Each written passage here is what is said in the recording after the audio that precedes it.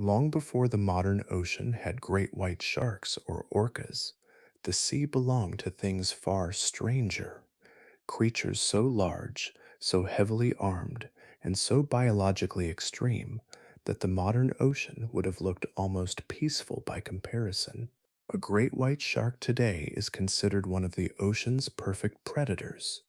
In parts of the prehistoric ocean, it would have been prey, not competition, prey.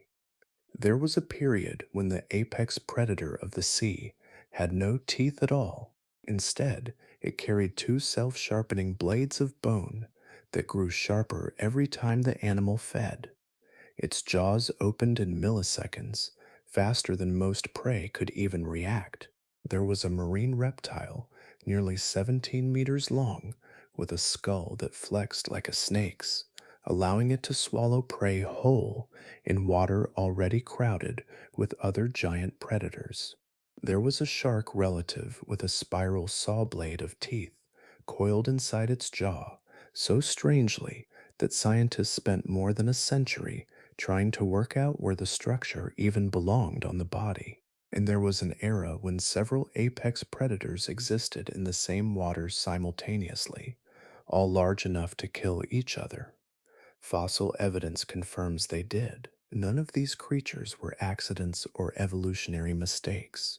They were the logical result of oceans that operated under conditions the Earth no longer allows.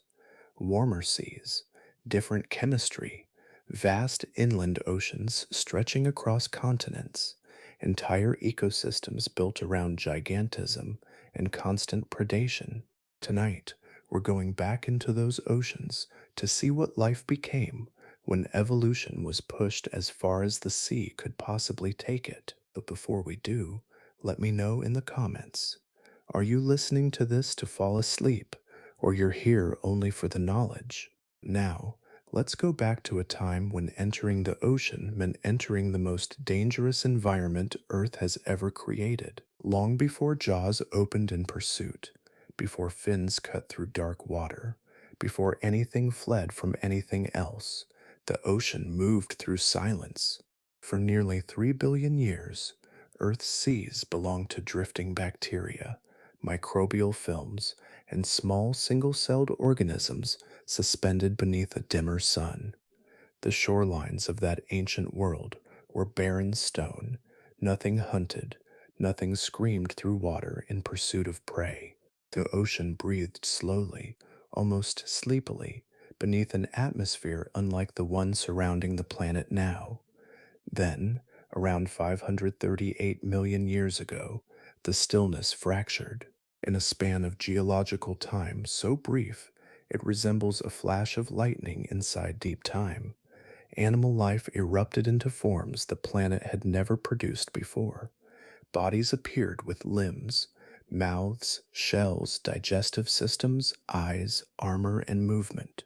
Nearly every major body structure that still exists in some form today emerged during this interval, now called the Cambrian Explosion. The ocean transformed from a passive world of drifting organisms into an environment filled with pursuit, collision, and escape. The first predator changed everything around it.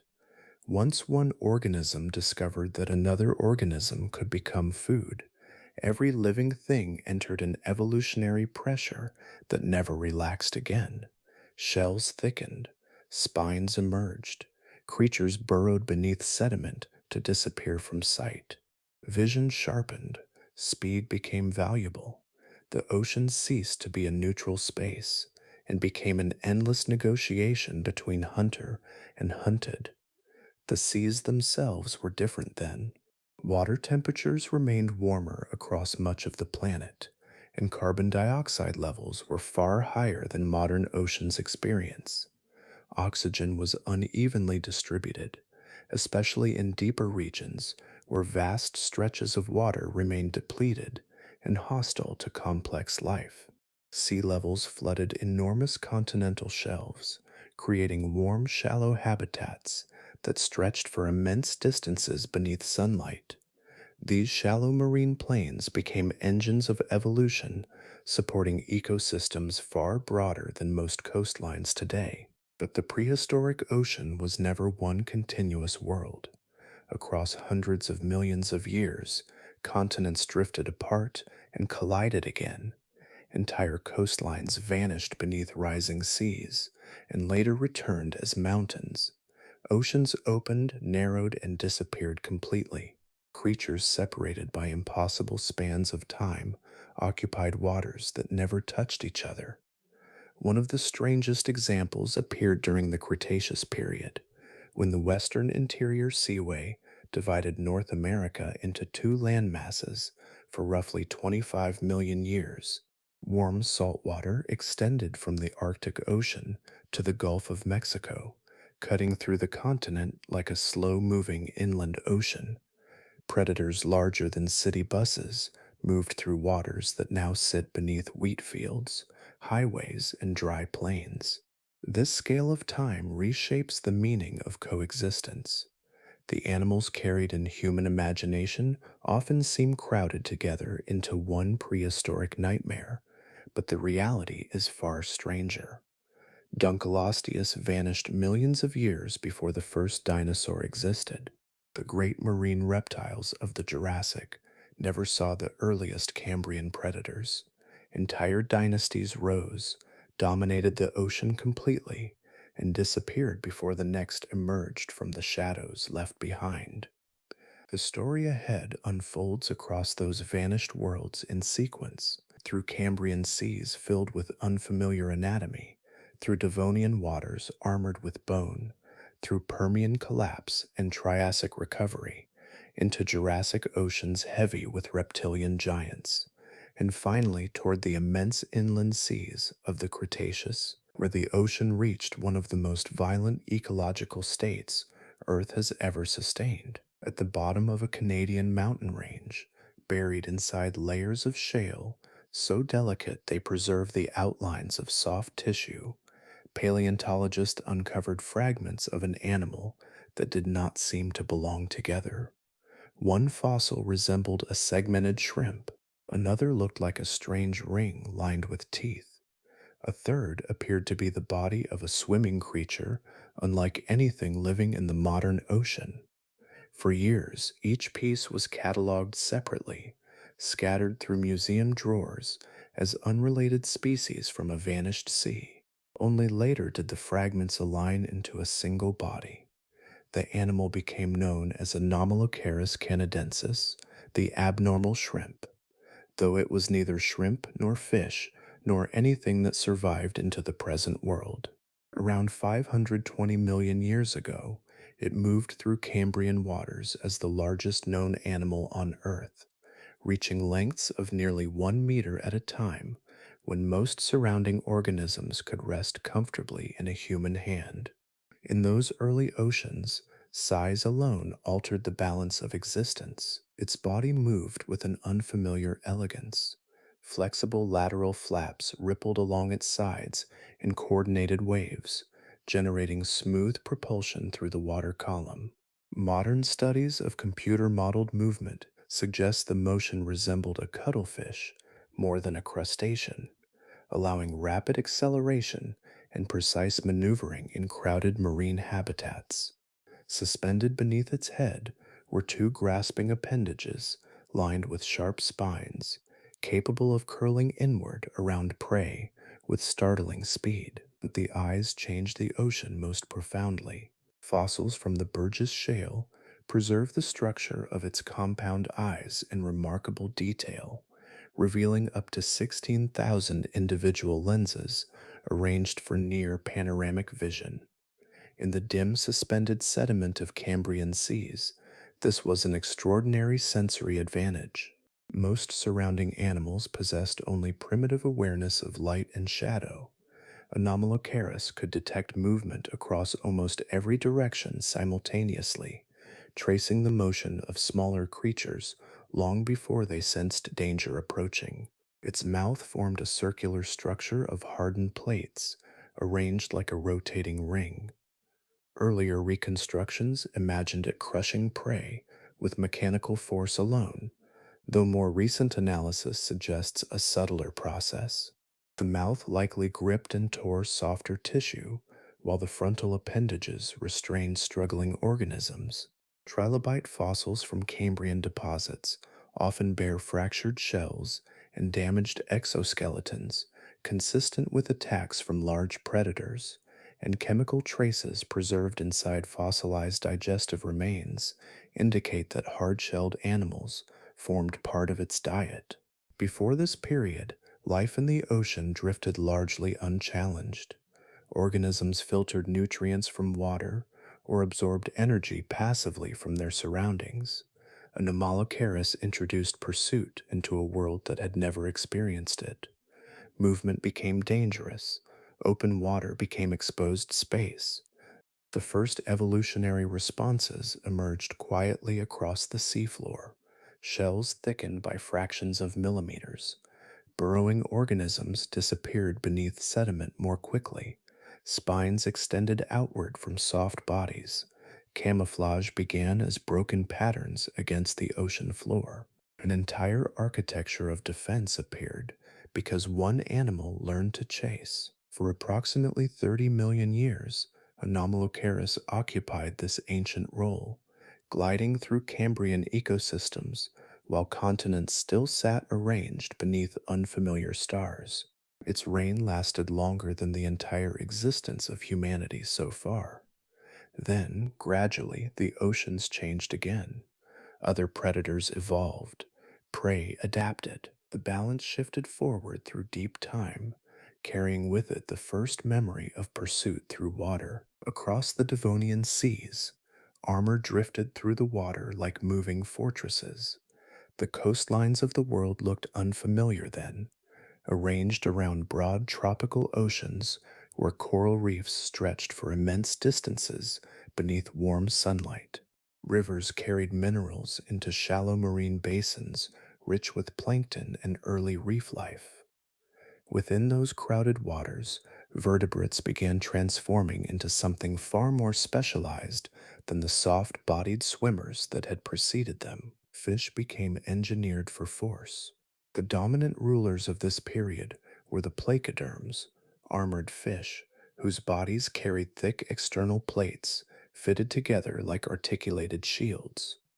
Some species remained small enough to hide among reefs and sediment, scarcely longer than a human forearm. Others expanded into enormous predators, exceeding 9 meters in length, their heads enclosed in dense bone that turned the front of the body into a living weapon. For nearly 60 million years, placoderms occupied ecological roles across almost every marine habitat, becoming one of the most successful vertebrate groups Earth had yet produced. Among them moved Dunkleosteus torelli, the culmination of this armored lineage. Its body combined mass with astonishing mechanical precision. Fossils from ancient seabeds in Ohio preserve skulls more than 1 meter long, built from interlocking bony plates hinged together with joints capable of sudden explosive motion. The animal itself may have reached 9 meters and weighed approximately 3.6 metric tons, though much of its softer anatomy vanished long ago into geological silence. Its jaws carried no teeth in the conventional sense. Instead, sharpened bone projected from the upper and lower jaw in curved blade like structures. Each bite honed these surfaces further, grinding them against each other repeatedly as the animal fed. The result was not a crushing mouth, but something closer to a set of living shears, capable of slicing through armor, flesh, and bone with remarkable efficiency. Modern biomechanical reconstructions from the University of Chicago estimate a bite force near 4,400 newtons at the jaw tip. Concentrated through those sharpened bony edges, the pressure became immense. The front of the skull functioned less like the head of a fish and more like a hydraulic cutting device adapted for underwater pursuit. The speed of its attack altered the balance even further. Muscular analysis of the jaw system suggests Dunkleosteus could open its mouth in approximately 20 milliseconds, generating a rapid drop in pressure that pulled surrounding water inward. Smaller animals nearby were drawn directly toward the opening jaws before their nervous systems could fully register movement. In the dim marine habitats of the Devonian, the strike arrived almost as an environmental event rather than a visible attack. Evidence of its feeding survives scattered across fossil deposits in Morocco and North America. Paleontologists discovered dense accumulations of partially digested bones compacted into regurgitated masses, expelled after feeding. Some contained fragments from multiple prey species mixed together indiscriminately, suggesting an animal that consumed heavily and often, processing enormous quantities of armored fish through its digestive system before ejecting material too dense to break down completely. For millions of years, this pattern continued beneath Devonian waters, predator and prey evolving alongside expanding reef ecosystems. Then the balance fractured. Environmental instability spread gradually through the oceans, and by the close of the Devonian, approximately 75% of Earth's species disappeared. The placoderms vanished entirely with them. Their armored bodies settled into sediment, and the seas opened once again for new forms, waiting in quieter corners of the ocean. The collapse began far from the sea, along damp continental surfaces. The first forests spread slowly across the land. Primitive plants, once confined to narrow coastal margins, expanded inland through river valleys and floodplains. Their roots pressed into bare stone that had remained exposed for hundreds of millions of years, fracturing rock grain by grain beneath growing networks of organic tissue. Rain carried the loosened minerals into streams, then into larger rivers, and eventually into the shallow Devonian seas where so much marine life had gathered.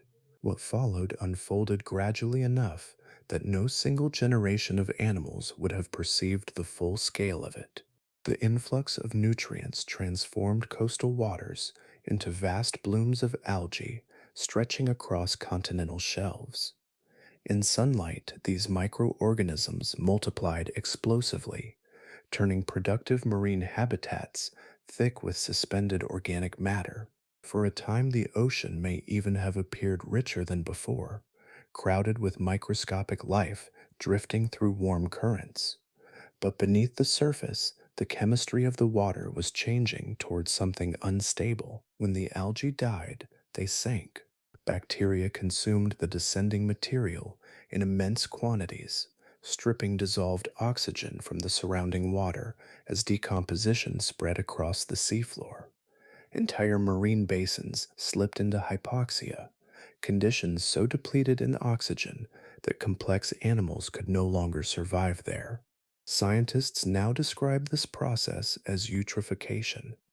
During the late Devonian, it operated across enormous portions of the planet for millions of years without interruption. The shallow seas where placoderms once hunted became increasingly silent.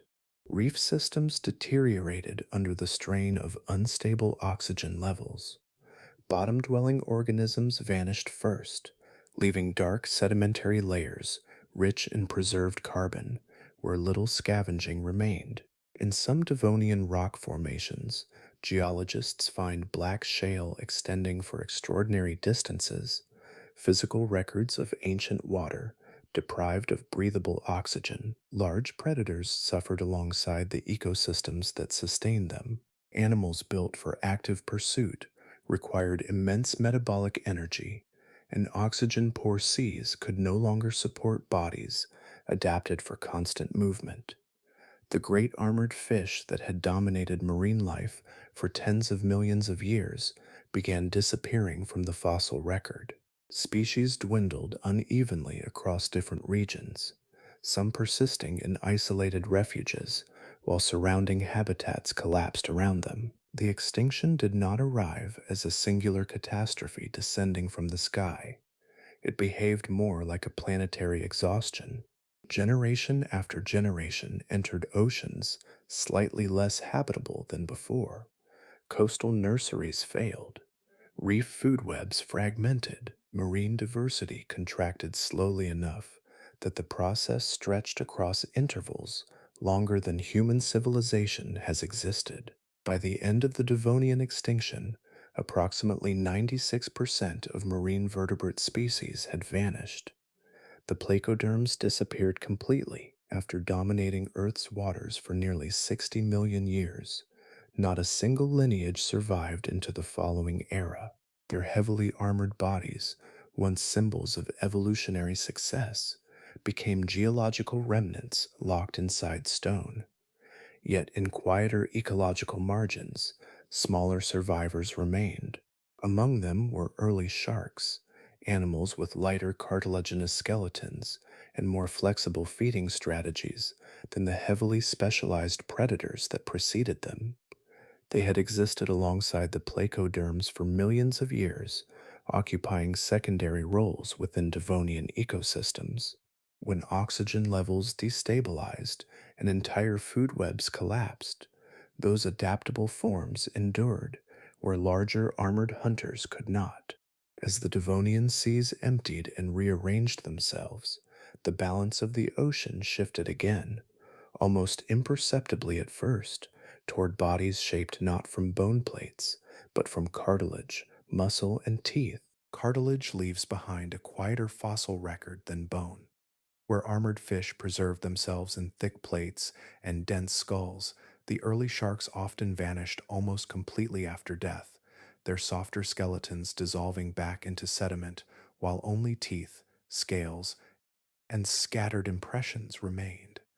Yet through these fragments, a long evolutionary continuity emerges, stretching across nearly 450 million years of ocean history. Sharks did not survive because they remained unchanged. They survived because they never stopped changing. Some of the earliest recognizable forms appeared near the close of the Devonian, moving through waters still recovering from ecological collapse. Cladocellae, discovered in ancient seabeds of Ohio, already possessed the streamlined proportions associated with modern sharks. Its body narrowed smoothly toward the tail, multiple fins stabilized movement through open water, and its skeleton relied on flexible cartilage rather than heavy, mineralized bone. The design was efficient in a way evolution rarely abandons once discovered. Without thick armor weighing them down, these early sharks moved with unusual economy through unstable oceans. Their lighter bodies required less energy, matured more quickly, and adapted more fluidly to changing marine environments.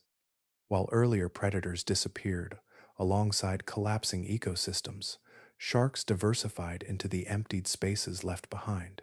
Some remained fast pursuit hunters, others settled onto the seafloor.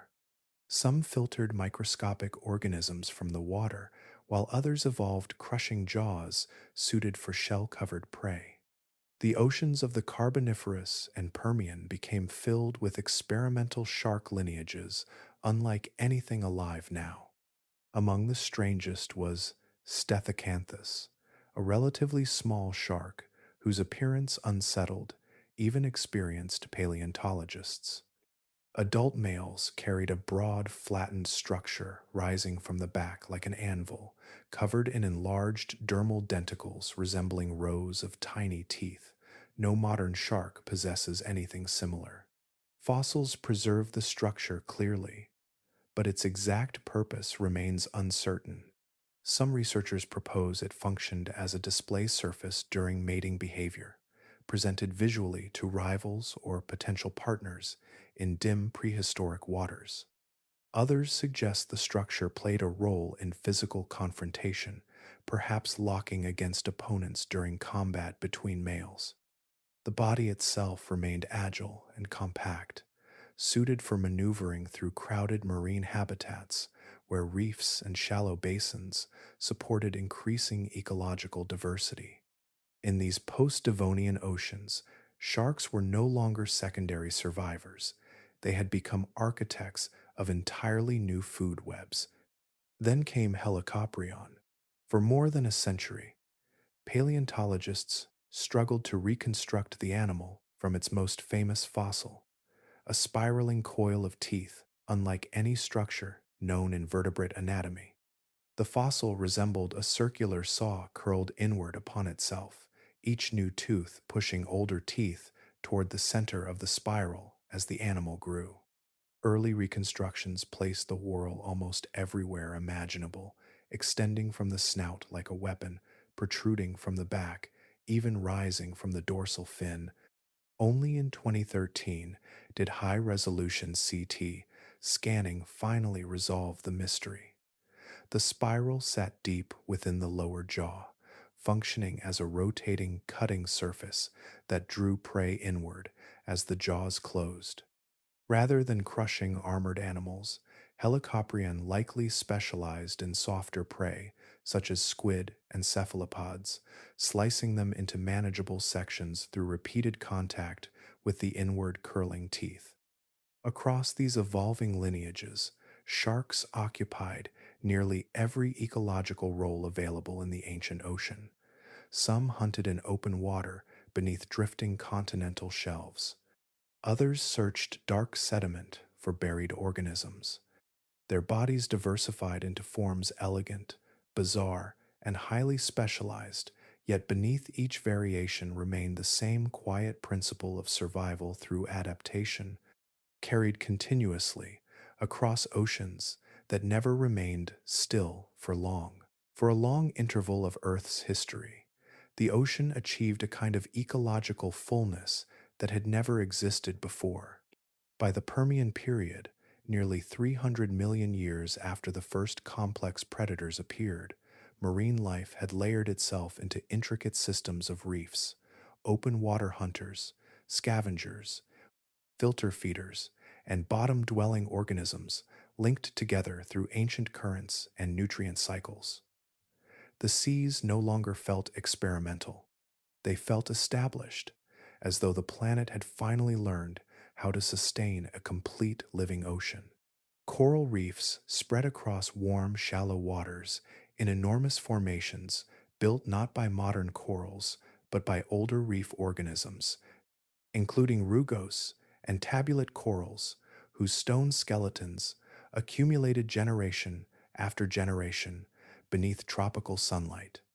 Between these reef systems moved dense populations of fish, mollusks, ammonoids, and early sharks, while deeper marine basins carried stranger forms through darker water. Among the most distinctive predators of the Permian remained Helicoprion. Its spiral jaw structure, once misunderstood as an impossible anatomical mistake, became widespread across ancient oceans during this period. Fossils appear on nearly every continent, suggesting a predator distributed across much of the global marine environment. The animal itself may have resembled a large shark in outline, though its feeding mechanism belonged to no modern lineage. As the jaw closed, the inward, curling tooth whorl drew soft-bodied prey deeper into the mouth, processing squid-like animals through repeated slicing contact. In a world increasingly filled with specialized predators, Helicoprion occupied a role both efficient and deeply unusual. Near coastal waterways, another transformation quietly began. Small reptiles descended from terrestrial ancestors, entered freshwater systems and shallow marine habitats, becoming some of the earliest vertebrates to return permanently toward aquatic life after evolving on land. Among them were mosasaurs, elongated animals with paddle-like limbs and narrow snouts adapted for catching fish and small crustaceans. They were not yet the immense marine reptiles that would later dominate Mesozoic seas, but they marked the beginning of a long evolutionary migration back into the ocean, one that would continue for roughly 180 million years. Then the balance failed. Around 252 million years ago, Earth entered the most catastrophic biological collapse known in the fossil record. Paleontologists call it the Permian Triassic extinction event. Informally, it became known as the Great Dying. The name carries an unusual accuracy. This was not merely an extinction among many others, it was a near dismantling of complex life itself. In what is now Siberia, volcanic eruptions began on a scale difficult to visualize within human experience. The Siberian traps released lava continuously for close to 1 million years, covering a region comparable in size to modern Western Europe. Vast quantities of carbon dioxide and sulfur dioxide entered the atmosphere. Ocean temperatures rose dramatically, perhaps by 8 to 10 degrees Celsius in some regions. Acidification spread through marine ecosystems, while oxygen concentrations collapsed beneath the surface. The effects moved through the oceans like a long planetary fever. Reef systems that had persisted for hundreds of millions of years disappeared almost completely. Marine food webs unraveled from the bottom upward. Approximately 96% of marine species vanished, alongside roughly 70% of terrestrial vertebrates. Entire evolutionary lineages ended without descendants. Afterward, the ocean remained nearly empty for millions of years. Sedimentary layers from the early Triassic often preserve little evidence of large ecosystems at all, only sparse traces of life, enduring through a diminished world where complexity had been stripped almost back to its foundations. For millions of years after the Great Dying, the ocean carried an emptiness unusual in Earth's history. Reef systems remained sparse. Predator populations were thin and localized. Entire ecological layers that had once supported dense marine complexity existed only in fragments. Yet even within this diminished world, evolution resumed its patient work. Along coastlines and river deltas, certain terrestrial reptiles began drifting back toward the water. The transition happened repeatedly and independently. Animals descended from land-dwelling ancestors entered aquatic environments through separate evolutionary pathways, each lineage reshaping its body according to the physical demands of the sea. Paleontologists describe this process as secondary aquatic adaptation, a return to water by creatures whose distant ancestors had once crawled out onto land. During the Triassic, this reversal occurred at least 4 different times, producing marine reptiles with remarkably different anatomies despite occupying many of the same habitats. Among the most successful were the ichthyosaurs. Early forms still carried traces of their terrestrial origins, with elongated bodies and less efficient swimming motions. But over time, natural selection refined them into fast open water predators whose silhouettes became strikingly similar to modern dolphins. Their bodies narrowed smoothly through the torso, flippers stabilized movement, and powerful crescent-shaped tail fins generated propulsion through side-to-side motion. They were reptiles, not mammals, separated from dolphins by enormous spans of evolutionary distance, yet the ocean pressed both toward nearly identical solutions. This repeated pattern reveals something fundamental about marine physics. Water resists movement with unforgiving consistency, rewarding bodies that minimize drag and maximize efficiency. Across unrelated lineages, evolution repeatedly converged upon the same streamlined geometry because the ocean itself imposed the design constraints. Some ichthyosaurs reached extraordinary sizes. Shonosaurus popularis, discovered in what is now Nevada, grew to approximately 15 meters long during the late Triassic. Fossil sites preserve multiple individuals together within ancient seabeds, suggesting these immense reptiles may have traveled in groups through offshore environments, Later species pushed even further. Shastosaurus sicaniensis, known from British Columbia, reached lengths near 21 meters, making it the largest marine reptile currently recognized in the fossil record. Closer to shorelines, different reptiles occupied calmer waters. Nothosaurs moved through coastal lagoons and shallow marine basins with elongated necks, webbed limbs, and jaws lined with thin needle-shaped teeth ideal for grasping fish. Their bodies remained only partially adapted to aquatic life. Unlike ichthyosaurs, they likely retained the ability to haul themselves awkwardly onto land, resting along beaches and estuaries between periods of hunting. Within these transitional animals lay the beginnings of later plesiosaur lineages that would dominate future oceans. Then there was Tanystropheus. Few vertebrates in Earth's history possessed proportions so strange. Its neck alone extended up to 6 meters, exceeding the combined length of its torso and tail.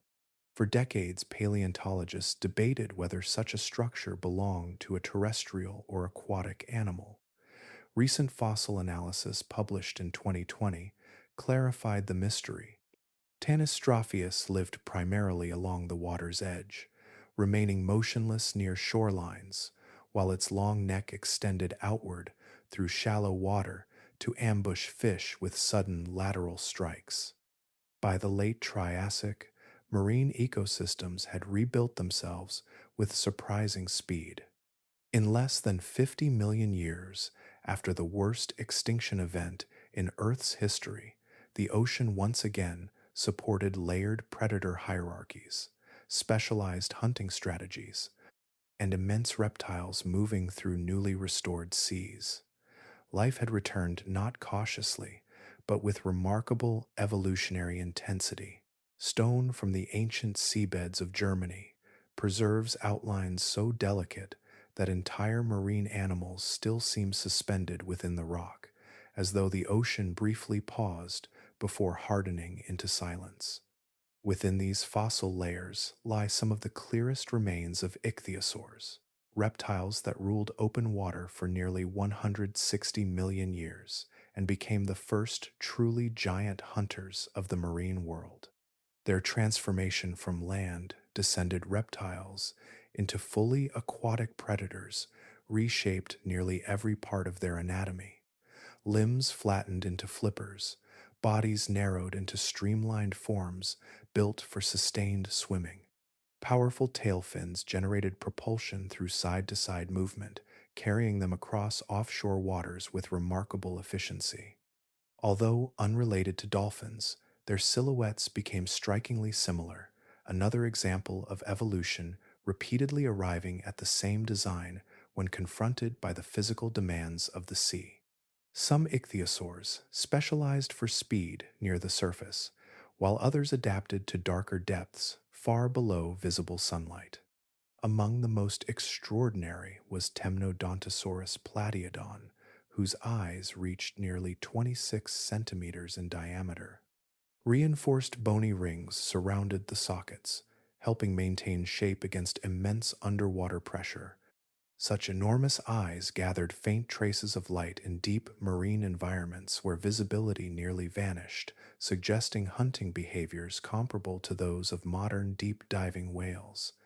The fossil record also preserves intimate details of their reproduction.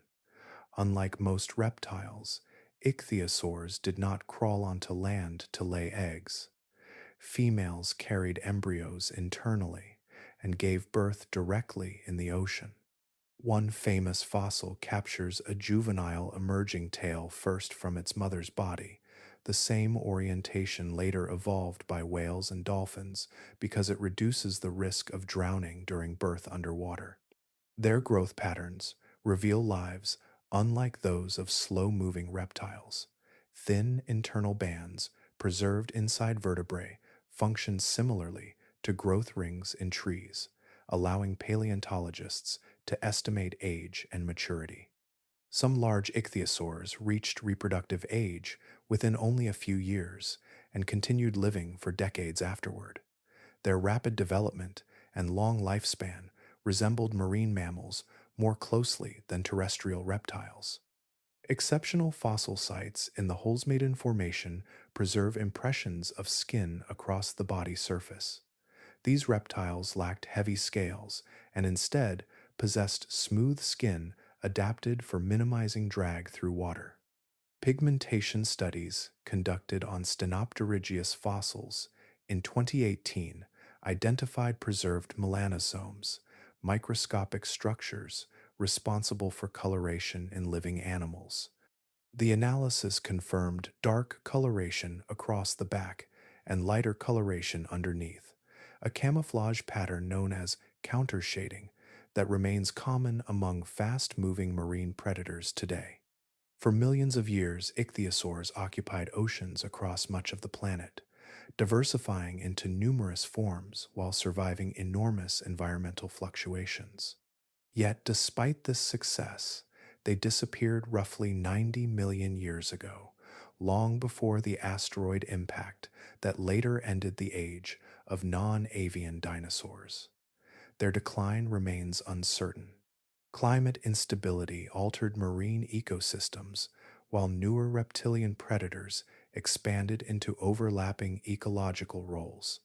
Gradually, the great ichthyosaurs vanished from the oceans they had dominated for ages beyond ordinary human comprehension. Few prehistoric animals unsettled early paleontologists, quite like the plesiosaurs. Their skeletons seemed assembled from incompatible parts, as though different creatures had been joined together beneath the sea. A flattened body sat between four large flippers, shaped for continuous swimming, while the neck either stretched to extraordinary lengths or nearly vanished beneath a massive skull. Nothing alive today follows the same arrangement closely enough to make the design immediately intuitive. Yet this improbable body plan endured for approximately 135 million years. Plesiosaurs first appeared around 203 million years ago and survived until the extinction at the end of the Cretaceous. Across that immense interval, they diversified into two major forms descending from a shared ancestor. Some evolved elongated necks and relatively small heads, drifting through marine ecosystems with unusual grace. Others became pliosaurs, shorter-necked predators with enlarged skulls built for force and speed.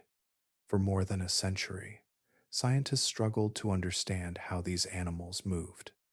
Four equally large flippers appeared mechanically awkward compared to the tail-driven propulsion of fish and ichthyosaurs.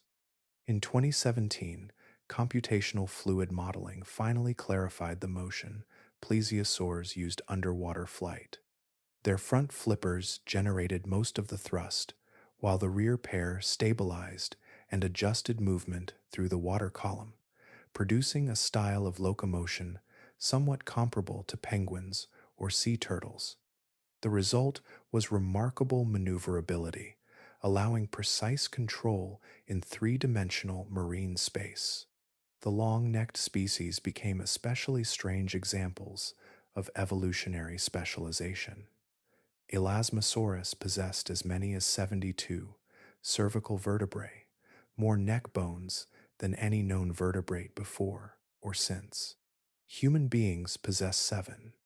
Early reconstructions imagined the neck rising vertically above the water like a swan, but the structure itself made this impossible. The vertebrae created a neck too rigid and heavy for upright posture. Instead, it extended horizontally beneath the surface, functioning as a stealth mechanism that allowed the small head to approach schools of fish while the larger body remained farther behind. Fossilized stomach contents preserve fragments of their diet with surprising detail. Fish bones, hooks from ancient cephalopods, and partially digested marine organisms appear inside preserved abdominal cavities. Alongside these remains, paleontologists frequently discovered clusters of rounded stones known as gastroliths. these smooth rocks had been deliberately swallowed during life.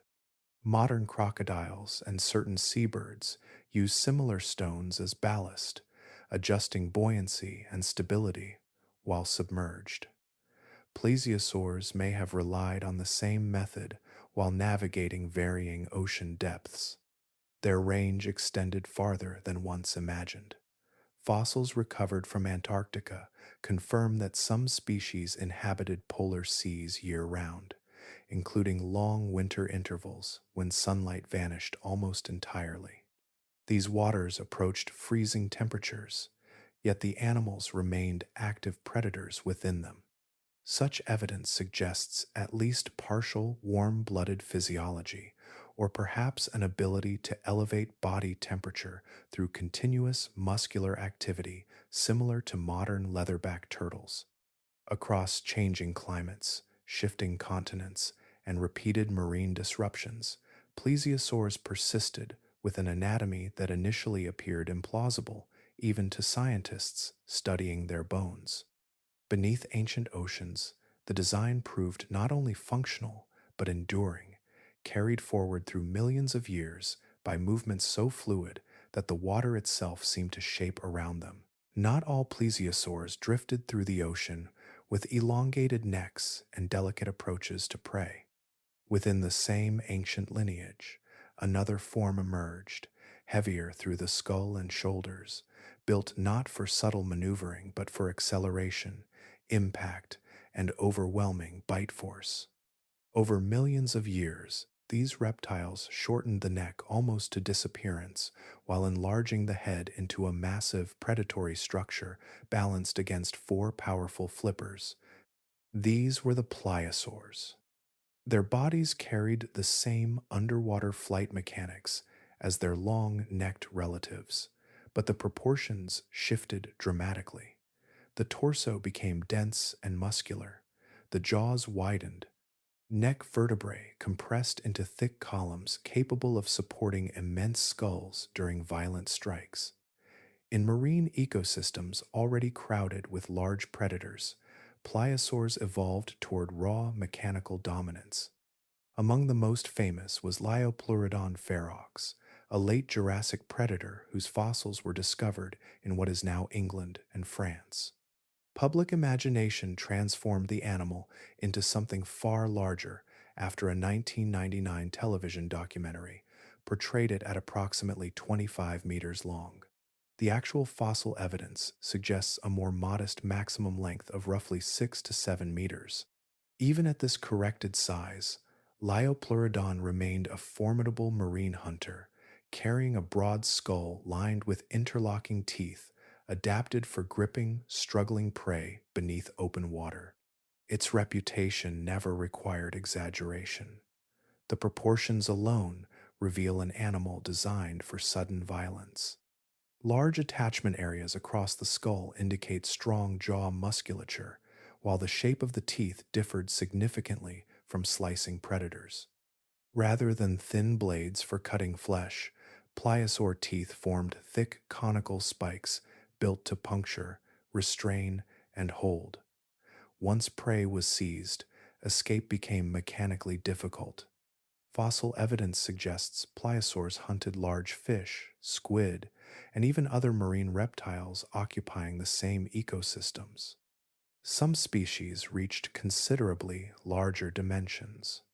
Pliosaurus funke, discovered in the Arctic archipelago of Svalbard, Norway, preserved one of the clearest examples of giant pliosaur anatomy.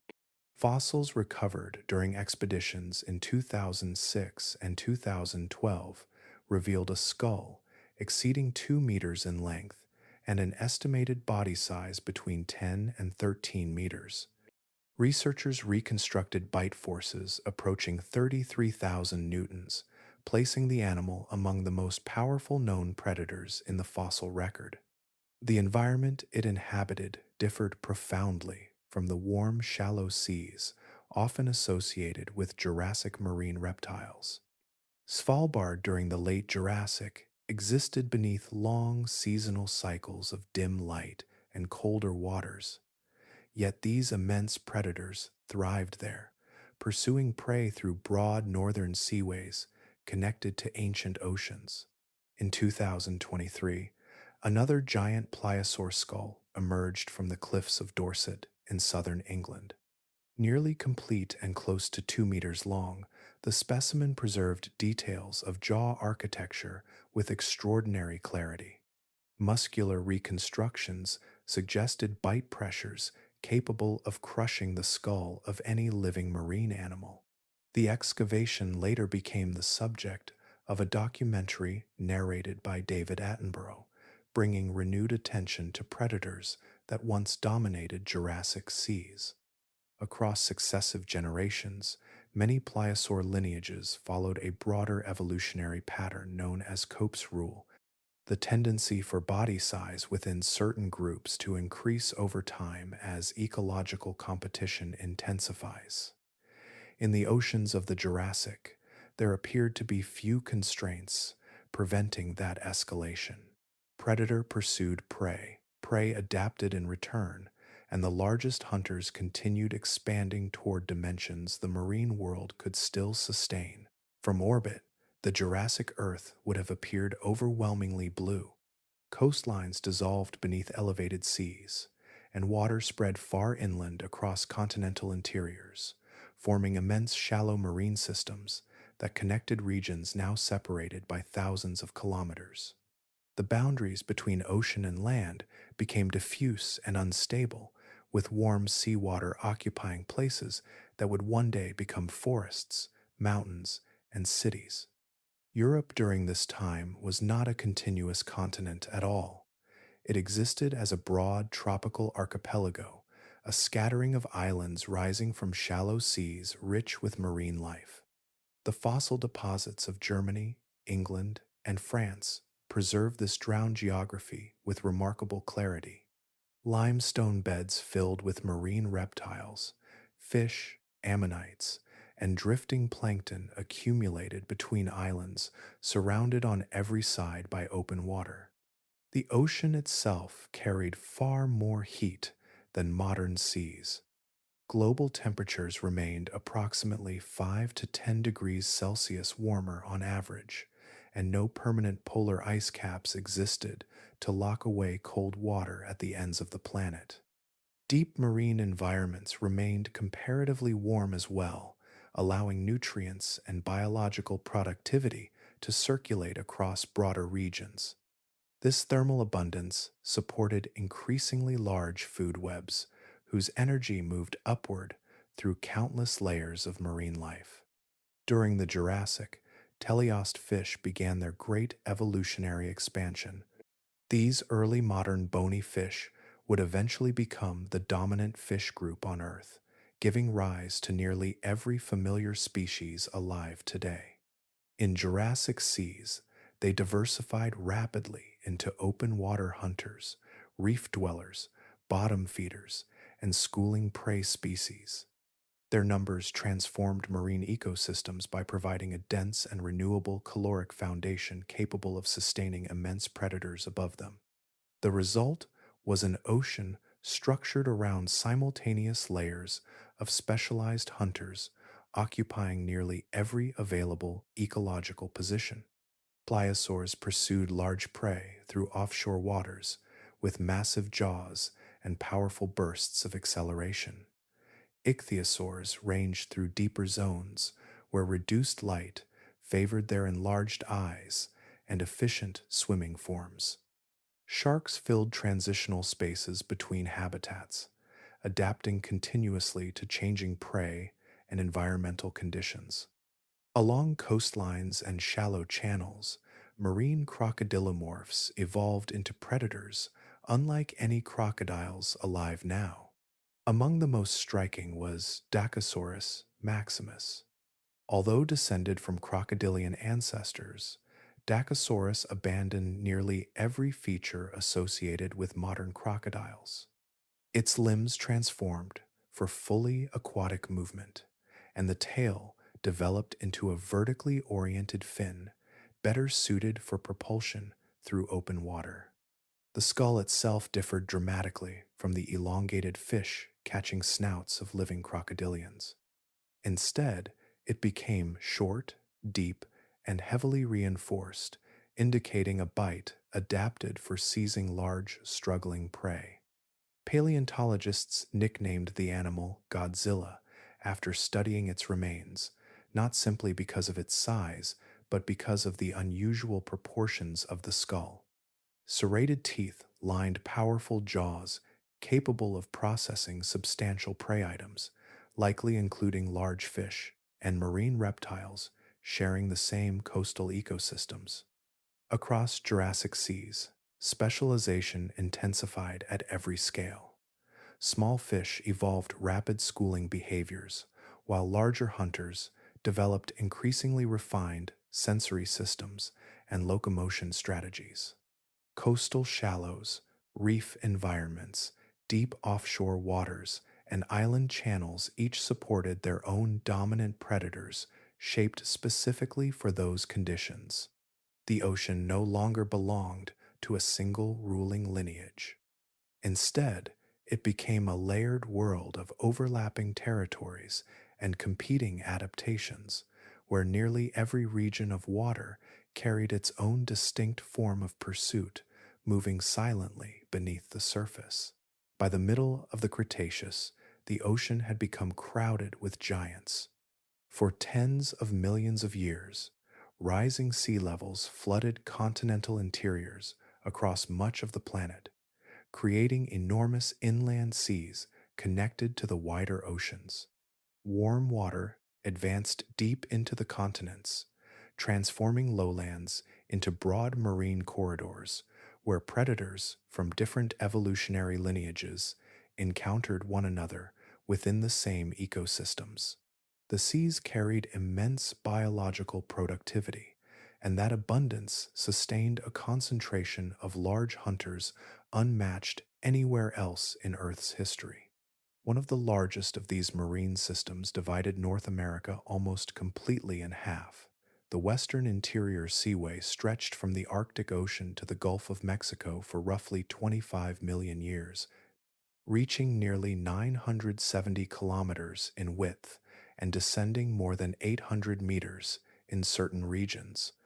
What is now Kansas, Alberta, and the Dakotas once lay beneath moving salt water filled with reptiles, sharks, fish, ammonites, and drifting plankton. The fossil record from these sediments reveals an ocean layered with overlapping apex predators existing simultaneously rather than sequentially. Plesiosaurs continued moving through open waters alongside rapidly diversifying mosasaurs. Giant sharks occupied pelagic hunting zones, while immense predatory fish accelerated through schools of smaller teleosts that had multiplied across the Cretaceous seas. Among the fastest of these hunters was Xiphactinus audax, a predatory fish reaching lengths of approximately 6 meters. Its body narrowed into a streamlined shape built for rapid pursuit, while large fang-like teeth lined an enormous gape capable of swallowing substantial prey whole. One famous fossil specimen discovered in Kansas preserves an almost complete fish, nearly 1.8 meters long, inside the predator's stomach cavity. The prey itself appears to have been swallowed intact and may have been so large that it ruptured the predator internally before digestion could occur. Even death in these waters sometimes continued moving upward through the food chain. The mosasaurs became especially dominant during this period. Descended from terrestrial lizards, they spread rapidly through marine habitats and evolved into some of the largest predators of the late Cretaceous ocean. Among them was Tylosaurus, a species capable of reaching roughly 14 meters in length. Unlike long-snouted marine reptiles specialized for fish, Tylosaurus possessed a blunt, reinforced snout that may have functioned as a battering structure, allowing the animal to ram prey before seizing it with powerful jaws. Stomach contents preserved within fossilized specimens provide unusually direct evidence of its feeding behavior. Remains of sharks, fish, diving birds, and even smaller mosasaurs have been recovered from inside Tylosaurus skeletons, suggesting an opportunistic predator willing to consume nearly anything it encountered within its range. Even the shelled cephalopods of the Cretaceous achieved remarkable scale. Giant ammonites drifted through these waters, with coiled shells reaching dimensions unprecedented among related animals. Parapuzosia, Sepenredensis grew to shell diameters approaching 2.5 meters, making it one of the largest ammonites ever discovered. Whether such immense cephalopods functioned primarily as predators or as giant filter feeders remains uncertain, their exact ecological role still obscured by incomplete fossil evidence. Throughout the Cretaceous seas, no single predator held uncontested control. Instead, the ocean supported an immense web of competing hunters occupying different depths, regions, and strategies simultaneously, all sustained by marine conditions capable of feeding life at extraordinary scale. Long before their skeletons appeared in museum halls, fragments of mosasaurs emerged from stone beside the River Meuse in the Netherlands. Pulled from limestone quarries by workers who had no framework for understanding what they had uncovered. The immense jaws and curved teeth resembled no living animal known to 18th century science. Decades would pass before the word dinosaur even existed, yet the remains of these marine reptiles had already entered human awareness from beneath ancient seabeds. By the late Cretaceous, mosasaurs had become the dominant predators of the ocean's final reptilian age. Their rise happened with remarkable speed. Around 98 million years ago, their ancestors were still relatively small, semi-aquatic lizards inhabiting coastal environments. Within a comparatively brief evolutionary interval, descendants of those shoreline reptiles expanded into nearly every major marine habitat and transformed into apex predators, reaching lengths greater than many modern whales. They were not dinosaurs, despite frequent public confusion, nor were they closely related to plesiosaurs or ichthyosaurs. Mosasaurs belonged to the varanoid branch of reptiles, sharing ancestry with monitor lizards and more distant connections with snakes. Their anatomy retained unmistakable traces of that heritage even after full marine adaptation. The structure of the skull, the articulation of the jaws, and the pattern of the scales all revealed a reptile lineage that had carried itself back into the sea and rapidly specialized there. One feature in particular distinguished their feeding mechanics from many earlier marine predators. Mosasaur skulls possessed cranial kinesis, an ability allowing portions of the skull to flex independently during feeding, combined with movable lower jaws. This adaptation enabled them to manipulate prey in stages rather than relying entirely on bite force alone.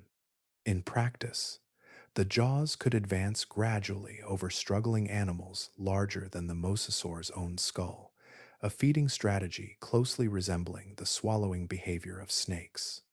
The largest species, Mosasaurus hoffmanni, reached lengths approaching 17 meters. Its type specimen, discovered in 1764 near Maastricht in the Netherlands, became one of the first giant prehistoric marine animals formally examined by science. Even centuries later, the skull remains imposing, filled with conical teeth adapted not for slicing, but for gripping and restraining prey within open water. Skin impressions, preserved from several mosasaur fossils, provide rare glimpses of their external appearance.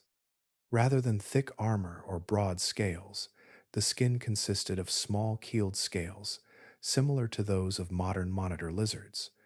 Some exceptionally preserved specimens also indicate the presence of a crescent-shaped tail fin, creating a silhouette converging once again toward the hydrodynamic designs seen repeatedly across marine evolution. Fish, ichthyosaurs, sharks, and now giant marine lizards independently approached similar solutions for movement through water. Chemical studies of mosasaur bones conducted in 2012 added another layer to their biology. Oxygen isotope analysis suggested body temperatures more stable and elevated than would be expected in fully cold-blooded reptiles. Whether truly warm-blooded or capable of generating heat through constant muscular activity, mosasaurs likely possessed metabolic advantages that supported sustained activity in cooler marine regions. During the final million years of the Cretaceous, mosasaurs reached their highest diversity. Numerous species occupied oceans across the planet, thriving in coastal waters, inland seas, and open marine systems alike. Their dynasty showed no clear signs of decline. Then, 66 million years ago, the asteroid impact arrived, and within a geological instant, the oceans lost their last great reptilian rulers.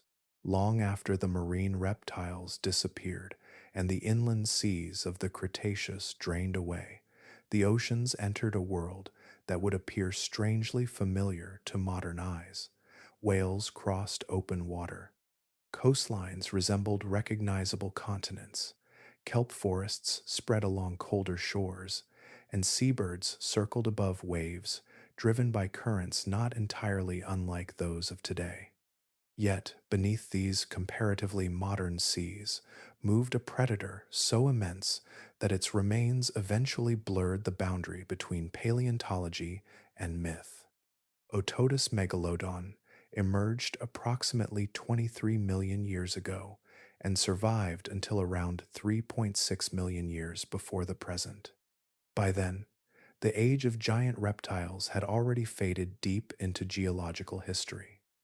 The ocean belonged increasingly to mammals and sharks, and among those predators, Megalodon became the largest predatory fish ever known.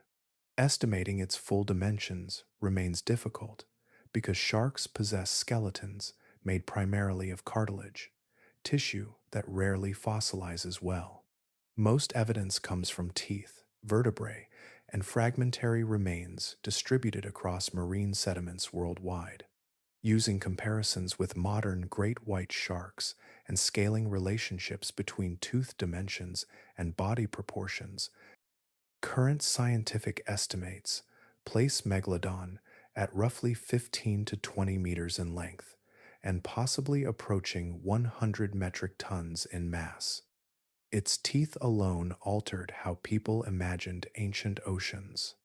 Some reached 18 centimeters in length, triangular and heavily serrated, large enough that an adult human hand struggles to span them fully. Fossilized teeth have been recovered from every continent except Antarctica, carried through ancient marine deposits that reveal how widespread the species once became.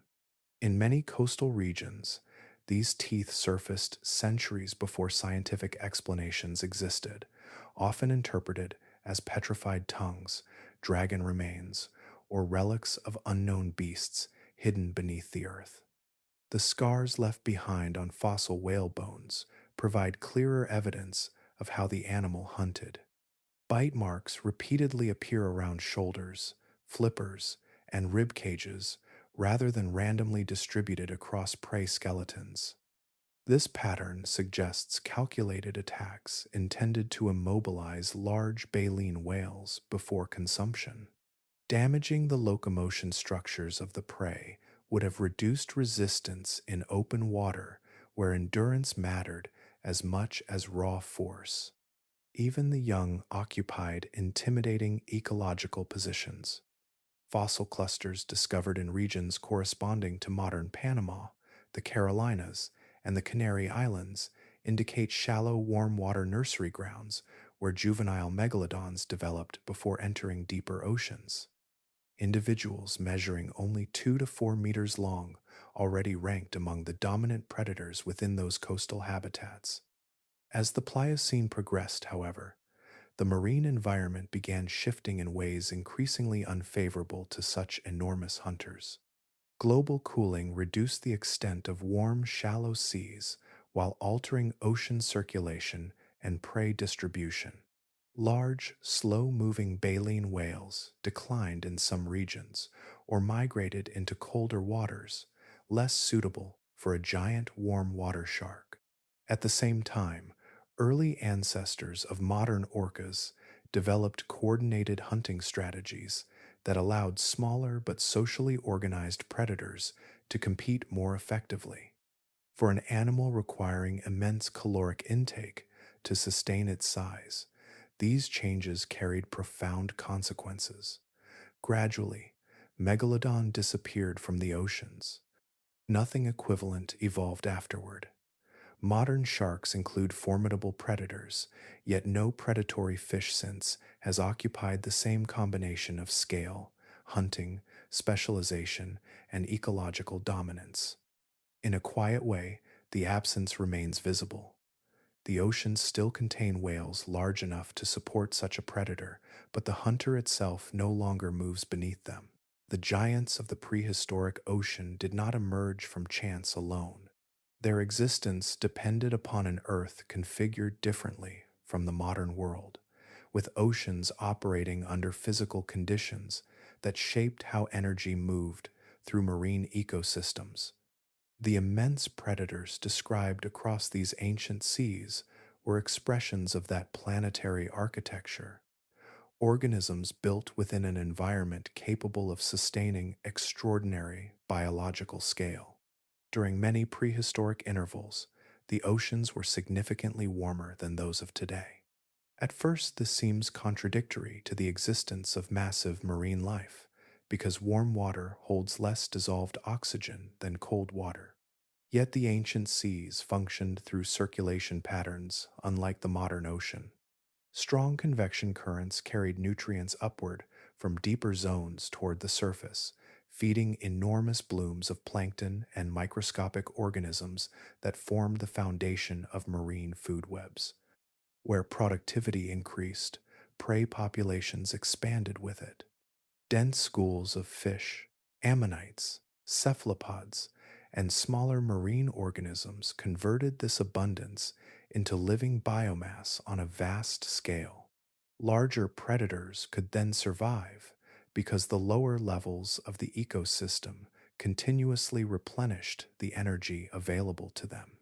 In ecological terms, the prehistoric ocean possessed an immense caloric engine operating across enormous geographic ranges.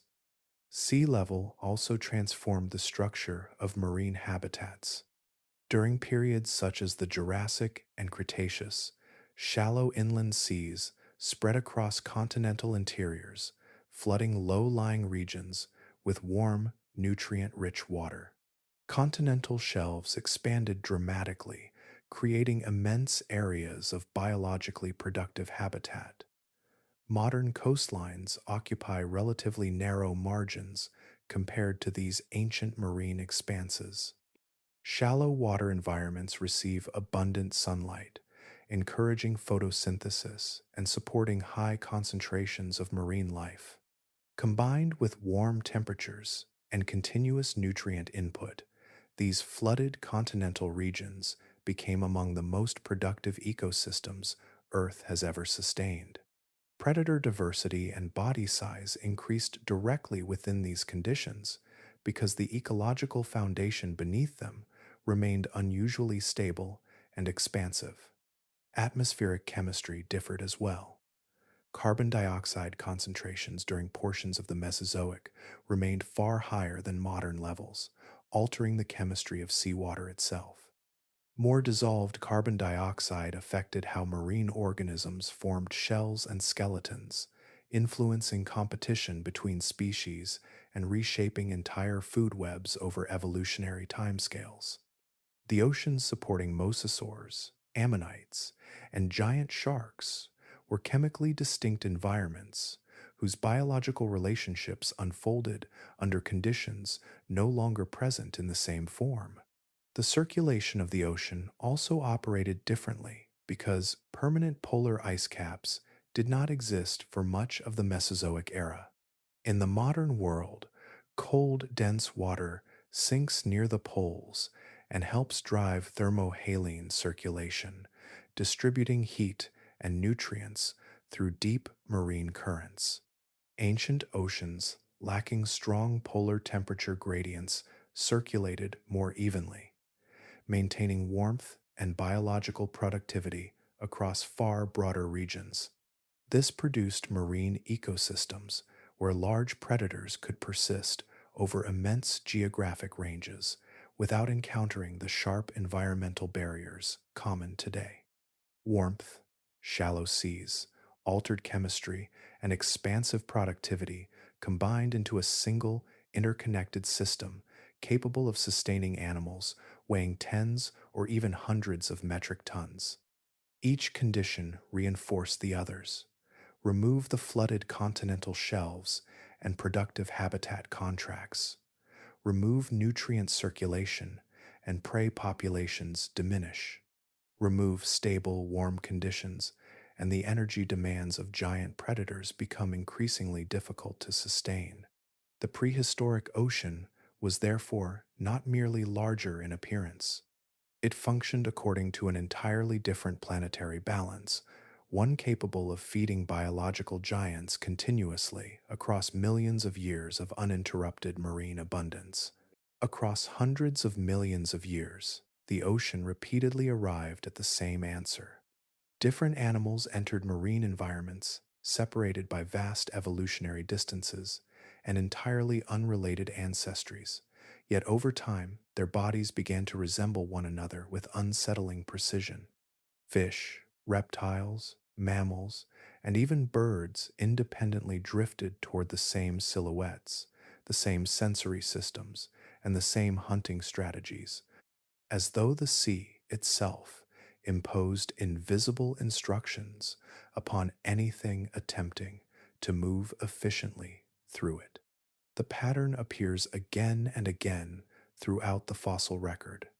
Sharks developed elongated, streamlined bodies supported by crescent-shaped tails long before marine reptiles evolved. Millions of years later, ichthyosaurs entered the water from reptilian ancestors and gradually acquired nearly identical proportions. Mosasaurs followed afterward, converging toward the same hydrodynamic form despite descending from lizards rather than fish. Far later still, whales evolved from hoofed land mammals and repeated many of the same structural solutions yet again. Even penguins, descending from flying birds, eventually transformed their bodies into compact marine torpedoes adapted for underwater pursuit. The reason lies not in shared ancestry but in fluid mechanics. Water imposes enormous resistance against movement, especially at high speed. Long tapered bodies reduce drag, while crescent tails maximize efficient propulsion across open marine distances. The ocean favors these forms because they conserve energy during pursuit. Any lineage, spending enough evolutionary time hunting in open water, gradually approaches the same design, regardless of where it began. Coloration followed similar patterns. Countershading emerged independently across numerous marine predators separated by immense spans of time. Dark coloration along the back concealed animals against deeper water when viewed from above, while pale undersides blended into sunlight, filtering downward from the surface. Ichthyosaurs evolved it. Mosasaurs evolved it. Sharks, dolphins, tuna, and penguins all arrived there independently as well. The ocean discovered the camouflage once and continued reusing it across eras. Sensory systems converged in similar ways. Deep marine hunting repeatedly selected for enlarged forward-facing eyes capable of gathering faint traces of light below the photic zone. Ichthyosaurs developed enormous eyes reinforced for pressure during deep dives. Plesiosaurs evolved comparable adaptations within entirely separate reptilian branches. Modern sperm whales later entered deep marine ecosystems through mammalian ancestry and evolved specialized sensory structures for hunting in darkness once again. Temperature regulation followed the same recurring path. Cold water slows muscular performance in fully cold blooded animals, particularly during prolonged deep water activity. Several shark species independently evolved partial warm bloodedness, maintaining elevated temperatures in key muscle groups and sensory organs. Marine reptiles such as ichthyosaurs and mosasaurs appear to have developed similar metabolic advantages. Marine mammals later achieved complete warm blooded physiology through entirely separate biological mechanisms. Each lineage confronted the same environmental pressures and repeatedly approached comparable solutions. What emerges across this immense time span is not randomness but constraint. The ocean narrows possibility. It rewards specific forms of movement, perception, camouflage, and metabolism while quietly eliminating less efficient alternatives over evolutionary time. Predators separated by hundreds of millions of years begin to resemble one another, not because they are closely related, but because the marine world continually shapes them towards similar endpoints. In this sense, the prehistoric ocean did not merely contain monsters. It continuously manufactured them from whatever living material happened to enter the water.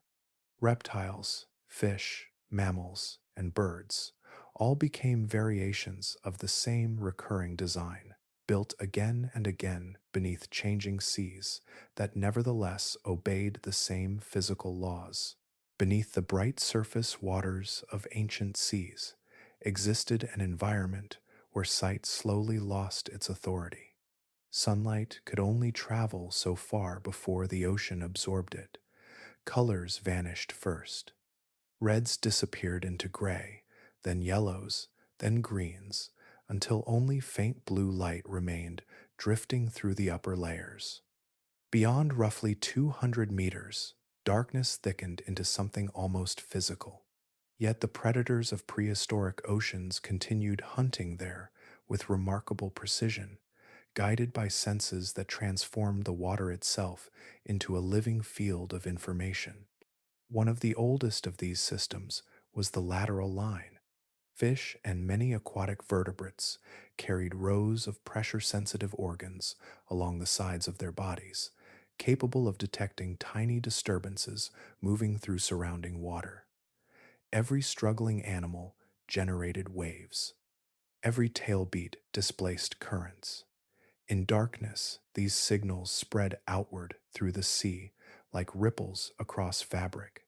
A predator equipped with a lateral line could sense nearby movement without directly seeing it, interpreting vibration and pressure as clearly as sight.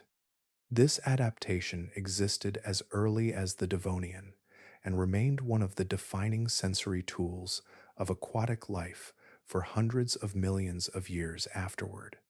Long before advanced vision evolved in many lineages, predators were already feeling the shape of movement around them through water pressure alone. Sharks developed an even stranger ability. Embedded around their snouts are specialized electroreceptors capable of detecting weak electrical fields produced by living muscle tissue. Every heartbeat creates electrical activity. Every muscular contraction releases tiny currents into surrounding seawater. Modern sharks can perceive signals measuring only billionths of a volt per centimeter. Buried prey hidden beneath sediment can still be located through these electrical traces. Evidence suggests prehistoric sharks possessed similar systems deep into the distant past. In murky coastal zones or during night hunting, this ability allowed predators to locate prey that remained completely invisible. Marine reptiles descended into darkness as well. Fossils of ichthyosaurs and plesiosaurs preserve signs of avascular necrosis, a form of bone damage caused by rapid decompression during ascent from deep water. Human divers experience related injuries through decompression sickness. These ancient predators were diving deep enough for pressure itself to alter their skeletons over time, indicating repeated descents far below illuminated waters. Mosasaur anatomy reveals another layer of underwater awareness. CT scans of their inner ears show semicircular canals specialized for sensing rotational motion and maintaining balance during rapid movement through three-dimensional space. Rather than pursuing prey in simple straight lines, mosasaurs likely twisted, rolled, and maneuvered with extraordinary spatial control while hunting. Plesiosaurs appear to have relied heavily on chemistry carried through the water around them. Their nasal passages connected internally in ways suggesting continuous sampling of surrounding seawater while swimming. As water flowed through the mouth and nasal chambers, dissolved chemical traces could be detected and interpreted. Modern sharks use similar methods to follow prey across enormous marine distances. Together, these adaptations created a sensory world almost impossible to imagine from land. Vibrations, electrical pulses, chemical gradients, and subtle shifts in pressure became sources of constant information. In darkness, where vision failed, prehistoric predators continued moving with quiet certainty through the ocean, guided by signals invisible to nearly every other form of life. Long after muscle, skin, and color vanish into stone, bone continues speaking in quieter ways. A fossilized skeleton does not preserve movement directly, yet every surface carries traces of a vanished life. Growth layers record seasons, chemical signatures preserve temperature and migration. Scratches on teeth reveal diet. Even the arrangement of bodies within sediment can suggest moments of collective behavior that unfolded hundreds of millions of years ago beneath vanished seas. The prehistoric ocean left behind more than shapes. It left behind patterns. In the dark shale deposits of southern Germany, thousands of ichthyosaurs have been uncovered within the Posidonia Formation. Some fossils lie isolated, but others occur in dense clusters involving individuals of similar species and age. Such groupings suggest repeated aggregation behavior, possibly seasonal gatherings linked to breeding, feeding, or migration routes through Jurassic seas. Certain mass mortality sites resemble the strandings of modern whales or the congregation zones of living dolphins. These reptiles may not have wandered ancient oceans entirely alone. Their streamlined bodies and evidence of live birth already hinted at unexpectedly advanced life histories. The fossil beds deepen that impression, suggesting social interactions unfolding across open water long before mammals came to dominate the sea. Mosasaurs left different evidence behind. Several fossil specimens preserve bite marks matching the tooth spacing and jaw proportions of larger mosasaurs from the same species. These injuries appear on ribs, vertebrae, and skull bones from multiple regions across the former Cretaceous oceans. Some marks healed during life, while others cut into bone after death. Whether these attacks represent scavenging or direct predation remains uncertain, yet the consistency of the evidence across distant fossil sites suggests mosasaurs regularly fed upon one another when opportunity emerged. In ecosystems crowded with giant predators, even members of the same species could become potential prey. Bone itself also preserves the rhythm of growth. Cross-sections taken from plesiosaur, limb bones reveal rapid development during juvenile stages, followed by slower growth after maturity.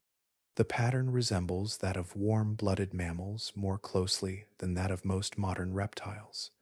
Young plesiosaurs appear to have reached large size quickly, a useful adaptation in oceans filled with predators targeting vulnerable juveniles. Some marine reptiles also show evidence of sexual dimorphism. Differences in skull robustness and body proportions among individuals of the same species imply males and females may have occupied slightly different ecological roles. One sex may have specialized in larger or more physically resistant prey, reducing competition within the species itself. Pliosaurs reveal another behavioral pattern through tooth wear. Their teeth frequently display repeated abrasion against hard surfaces such as bone or shell. These were not predators selecting only soft bodied prey. They regularly attacked heavily armored animals capable of resisting with dense skeletons or protective coverings. The wear patterns accumulated over years of feeding, gradually recording the mechanical violence of their hunting habits. Even migration can survive inside fossils. Oxygen isotope analysis performed on mosasaur teeth shows changing chemical signatures corresponding to waters of different temperatures.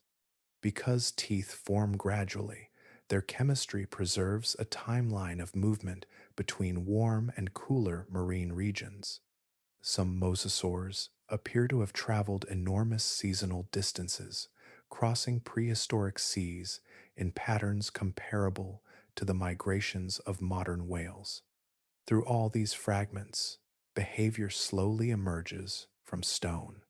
Ancient oceans no longer exist, yet traces of how their inhabitants hunted, gathered, migrated, and survived still remain written quietly within their bones. Some of the ocean's greatest predators drift through public memory only faintly, overshadowed by dinosaurs and giant reptiles whose names became cultural myths.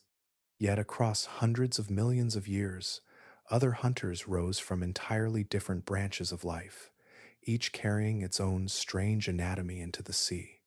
One of them was Basilosaurus.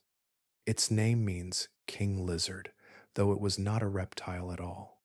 Early fossil discoveries in the 19th century revealed long vertebrae so unusual that paleontologists mistook the animal for an immense marine serpent. Only later did its true identity emerge. Basilosaurus was an early whale, living between 41 and 33 million years ago during the Eocene epoch, at a time when mammals were beginning to dominate oceans once ruled by reptiles. It reached lengths approaching 18 meters, moving through warm prehistoric seas with an elongated body unlike any whale alive today. Hidden near the rear of its skeleton were small hind limbs, complete with tiny toes. These legs no longer supported walking and were far too reduced for movement on land, yet they remained functional enough to assist during mating. Evolution had not fully erased the memory of its terrestrial ancestry. Its teeth reveal an equally unusual predator. Modern whales tend toward uniform dentition or filter feeding structures, but Basilosaurus possessed a complex arrangement of different tooth types within the same jaw. Sharp front teeth grasped prey, while serrated molars sheared flesh farther back. Fossilized bite marks preserve the distinctive double row cutting pattern produced by these teeth. Even more revealing are stomach contents found within several specimens, including bones from juvenile Dorudon, another early whale species. Basilosaurus was not merely scavenging, it actively hunted close relatives within the same oceanic ecosystems. Millions of years later, another giant whale emerged, one built for confrontation on a different scale. Leviathan melville lived roughly 12 to 13 million years ago, during an era when oceans supported enormous marine mammals and giant predatory sharks simultaneously. Unlike the modern sperm whale, whose upper jaw lacks functional teeth, Leviathan possessed massive teeth in both jaws. Some reached 36 centimeters in length, the largest functional teeth known from any animal. Its skull suggests a predator specialized for attacking large prey directly rather than suction feeding on squid like its modern descendants. Contemporary with Megalodon, Leviathan likely competed for similar food sources, including medium and large whales crossing Miocene seas. Two apex predators from entirely separate evolutionary lineages hunted within the same waters, one descended from fish, the other from land mammals. Far earlier still, before marine reptiles or sharks achieved dominance, another predator controlled ancient oceans. During the Ordovician period, straight-shelled cephalopods known as orthocones became the first truly gigantic hunters in Earth's history. Cambriceras, among the largest, may have exceeded 9 meters in length. Its shell extended like a pale spear through shallow Paleozoic seas, chambered internally to regulate buoyancy, while tentacles surrounded a powerful beak at the front. This animal existed tens of millions of years before Anomalocaris and long before vertebrates became dominant predators. In its time, gigantism itself was still a new experiment in the ocean. Together, these forgotten hunters stretch the history of marine predation far beyond the familiar age of dinosaurs. The prehistoric sea did not produce terror only once. Across era after era, new forms emerged from entirely different origins, each discovering its own path toward enormous size and lethal precision beneath the water. Far beneath the hunting grounds of giant reptiles and ancient sharks, another world unfolded across the sea floor, slower in movement yet no less intense in its evolutionary struggle. The benthic zone, the immense landscape covering the bottom of the ocean, carried its own ecosystems for hundreds of millions of years. While open water predators pursued prey through vast marine corridors, life below evolved among sediment, reefs, mineral surfaces, and drifting organic remains, descending endlessly from above. Every extinction, every warming event, every shift in chemistry eventually settled downward into this quieter realm. During the Cambrian period, the seafloor became one of the first arenas of biological escalation. Burrowing organisms tunneled beneath soft sediment, while filter feeders extended delicate structures upward into surrounding currents. Trilobites crossed the ocean bottom in enormous numbers, leaving trails that still fossilize in ancient stone today. Above them moved predators like Anomalocaris, forcing benthic organisms to evolve. Increasingly elaborate defenses, shells thickened, spines lengthened. Some animals disappeared entirely beneath the sediment surface, developing behaviors that transformed the structure of the seafloor itself. The ocean bottom gradually became layered, with life hidden inside life. By the Ordovician period, reef systems began altering marine environments on a scale never before seen. These were not modern coral reefs filled with tropical fish and branching corals. Instead, ancient reef builders such as bryozoans, stromatoporoids, and tabulate corals constructed dense mineral frameworks, rising several meters above the surrounding seabed. For the first time in Earth's history, marine ecosystems developed large, three-dimensional habitats capable of supporting countless specialized organisms within a single structure. Crevices, overhangs, cavities, and protected channels created entirely new ecological opportunities. Predators hunted within reefs, while smaller organisms concealed themselves deep inside mineral labyrinths built slowly over thousands of years. Some giant predators may have used the seafloor itself as part of their hunting strategy. Evidence from giant orthocone nautiloids, such as Cambriceras, suggests these ancient cephalopods possibly rested along the bottom between hunting excursions, stabilized by their immense chambered shells.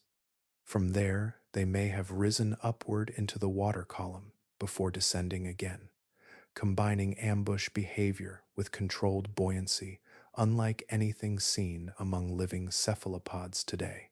After the Permian extinction devastated marine ecosystems, the seafloor became a refuge for survival. Certain species vanished completely from fossil deposits during the worst phases of extinction, only to reappear later once environmental conditions stabilized. Paleontologists refer to this pattern as the Lazarus effect. These organisms were not truly gone. They survived in isolated refugia, protected regions where oxygen, temperature, and acidity remained tolerable while surrounding ecosystems collapsed. Deep benthic environments may have sheltered life repeatedly across multiple extinction events. While surface waters overheated or lost oxygen, deeper regions retained enough stability for scattered populations to endure through immense spans of geological time. Even now, the ocean floor remains largely unknown. Less than a quarter of Earth's deep sea floor has been mapped in detailed form. Modern expeditions continue discovering enormous siphonophores, extending longer than blue whales, giant isopods resembling armored relics from distant eras, and ecosystems surrounding hydrothermal vents where life survives entirely from chemical energy rather than sunlight. The deeper the exploration descends, the more ancient the ocean begins to feel again. Beneath modern waters, the benthic world still carries traces of evolutionary experiments that once shaped the earliest chapters of complex life on Earth. The history of the ocean is not a steady ascent toward greater complexity. It moves in cycles of construction and erasure, long periods of accumulation interrupted by sudden intervals in which entire ecological worlds vanish and unfamiliar organisms inherit the silence left behind. Again and again, dominance proved temporary. The Cambrian seas once belonged to animals unlike anything alive today. Anomalocaris and its relatives drifted above trilobite-covered seafloors with sensory systems and hunting adaptations that seemed impossibly advanced for such an early Earth, yet their reign did not continue. Extinction events near the close of the Cambrian removed many of the earliest large predators, dissolving ecological structures that had taken millions of years to assemble. Among the survivors were small vertebrates that barely resembled the rulers they would eventually become.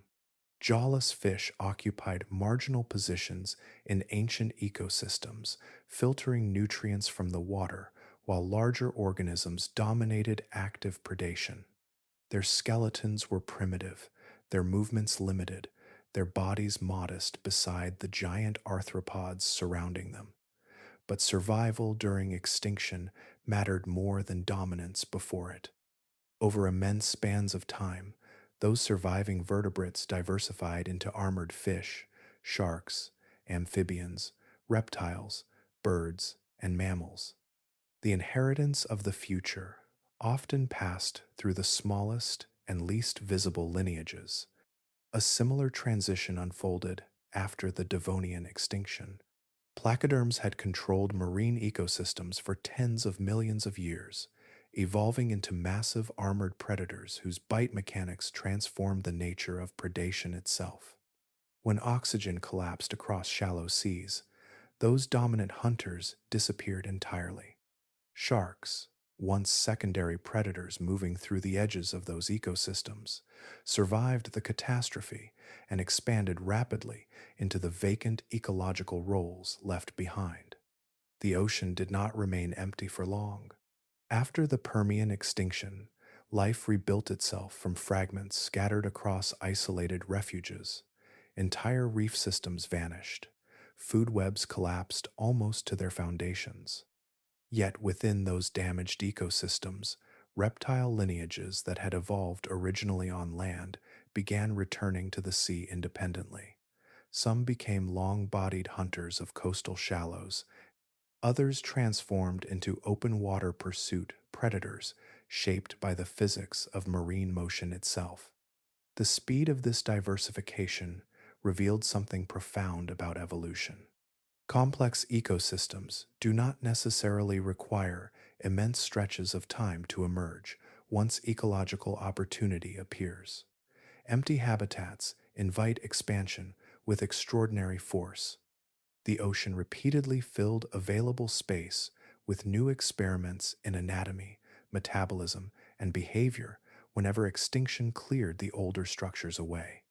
Later, another catastrophe altered the direction of marine life once more. When the asteroid impact ended the Cretaceous period, mosasaurs, plesiosaurs, and countless other marine reptiles vanished alongside the non-avian dinosaurs.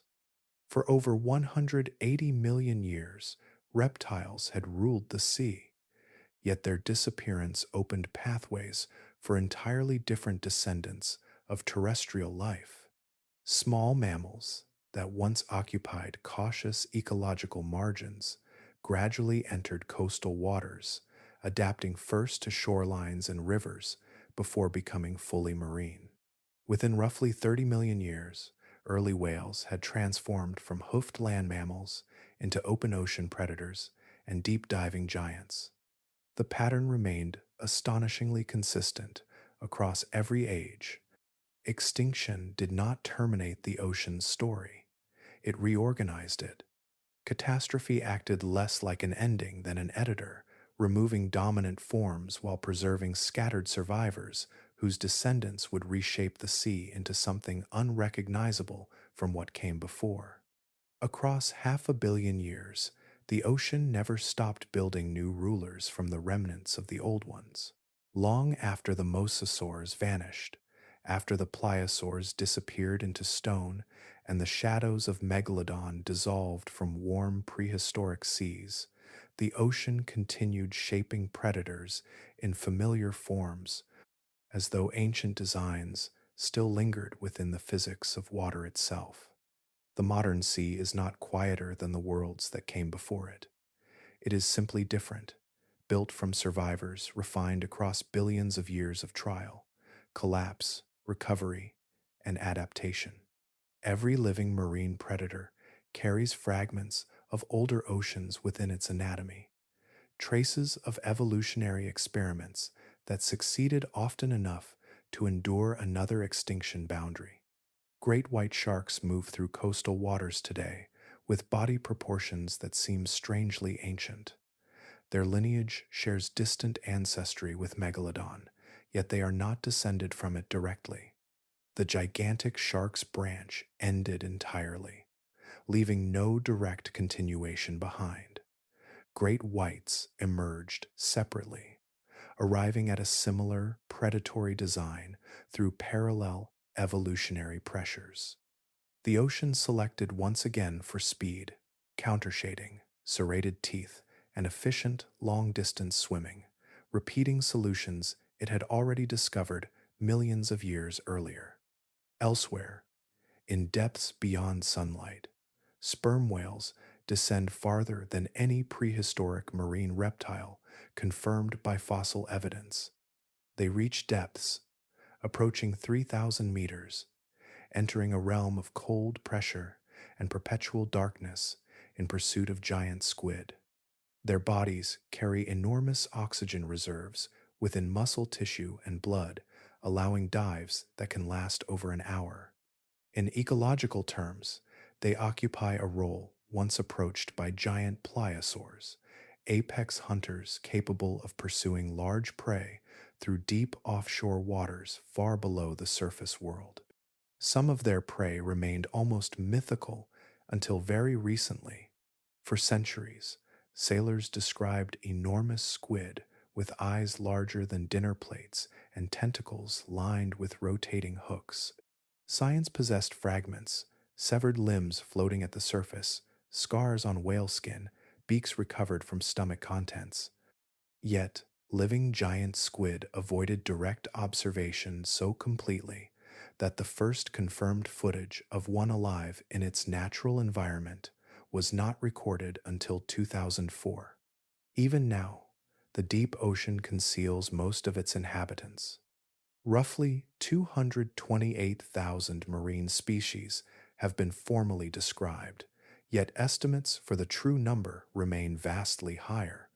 Most of the ocean by volume lies beneath 200 meters outside the reach of ordinary sunlight and still only partially explored. Entire ecosystems continue to emerge from darkness through deep sea submersibles and remote cameras. Some organisms survive beside hydrothermal vents, where chemical energy replaces sunlight entirely, echoing ancient metabolic pathways from Earth's earliest oceans. The present marine world, therefore, represents not decline from a lost golden age, but the latest arrangement in a system continuously rewritten by survival. Yet the pace of change has become unusually fast. Several marine turtle species now exist under increasing ecological pressure, their migrations interrupted by fishing networks, coastal development, and warming waters. Large sharks that once crossed entire oceans in stable numbers face declining populations across multiple regions. Great whites, hammerheads, and whale sharks persist, but their future depends increasingly on narrow windows of ecological tolerance within rapidly changing seas. For the first time since the great extinction events of deep geological history, the disappearance of apex marine predators may occur not through volcanic winters or asteroid impacts, but through the cumulative pressure of a single species living briefly at the ocean's edge. A fossil is not a preserved moment from the ancient world. It is the residue of survival after impossible odds, a fragment that endured burial, pressure, chemical alteration, tectonic movement, and the passage of hundreds of millions of years before finally emerging into light again. Most living things never become fossils at all. When an organism dies in the ocean, its body usually disappears quickly. Scavengers strip tissue away. Bacteria consume what remains. Currents scatter fragments across the seafloor. Even bones dissolve under the chemistry of deep water over enough time. Preservation requires an extraordinary sequence of circumstances occurring in precise order: rapid burial beneath sediment, minimal oxygen, limited scavenging, and geological stability lasting across entire ages of Earth's history. Because of this, the fossil record is not an equal archive of prehistoric life. Animals with shells, teeth, armor, or dense skeletons possess far greater chances of preservation than soft-bodied organisms. Entire ecosystems dominated by delicate tissue may vanish almost completely from the geological record, leaving behind only indirect traces of their existence.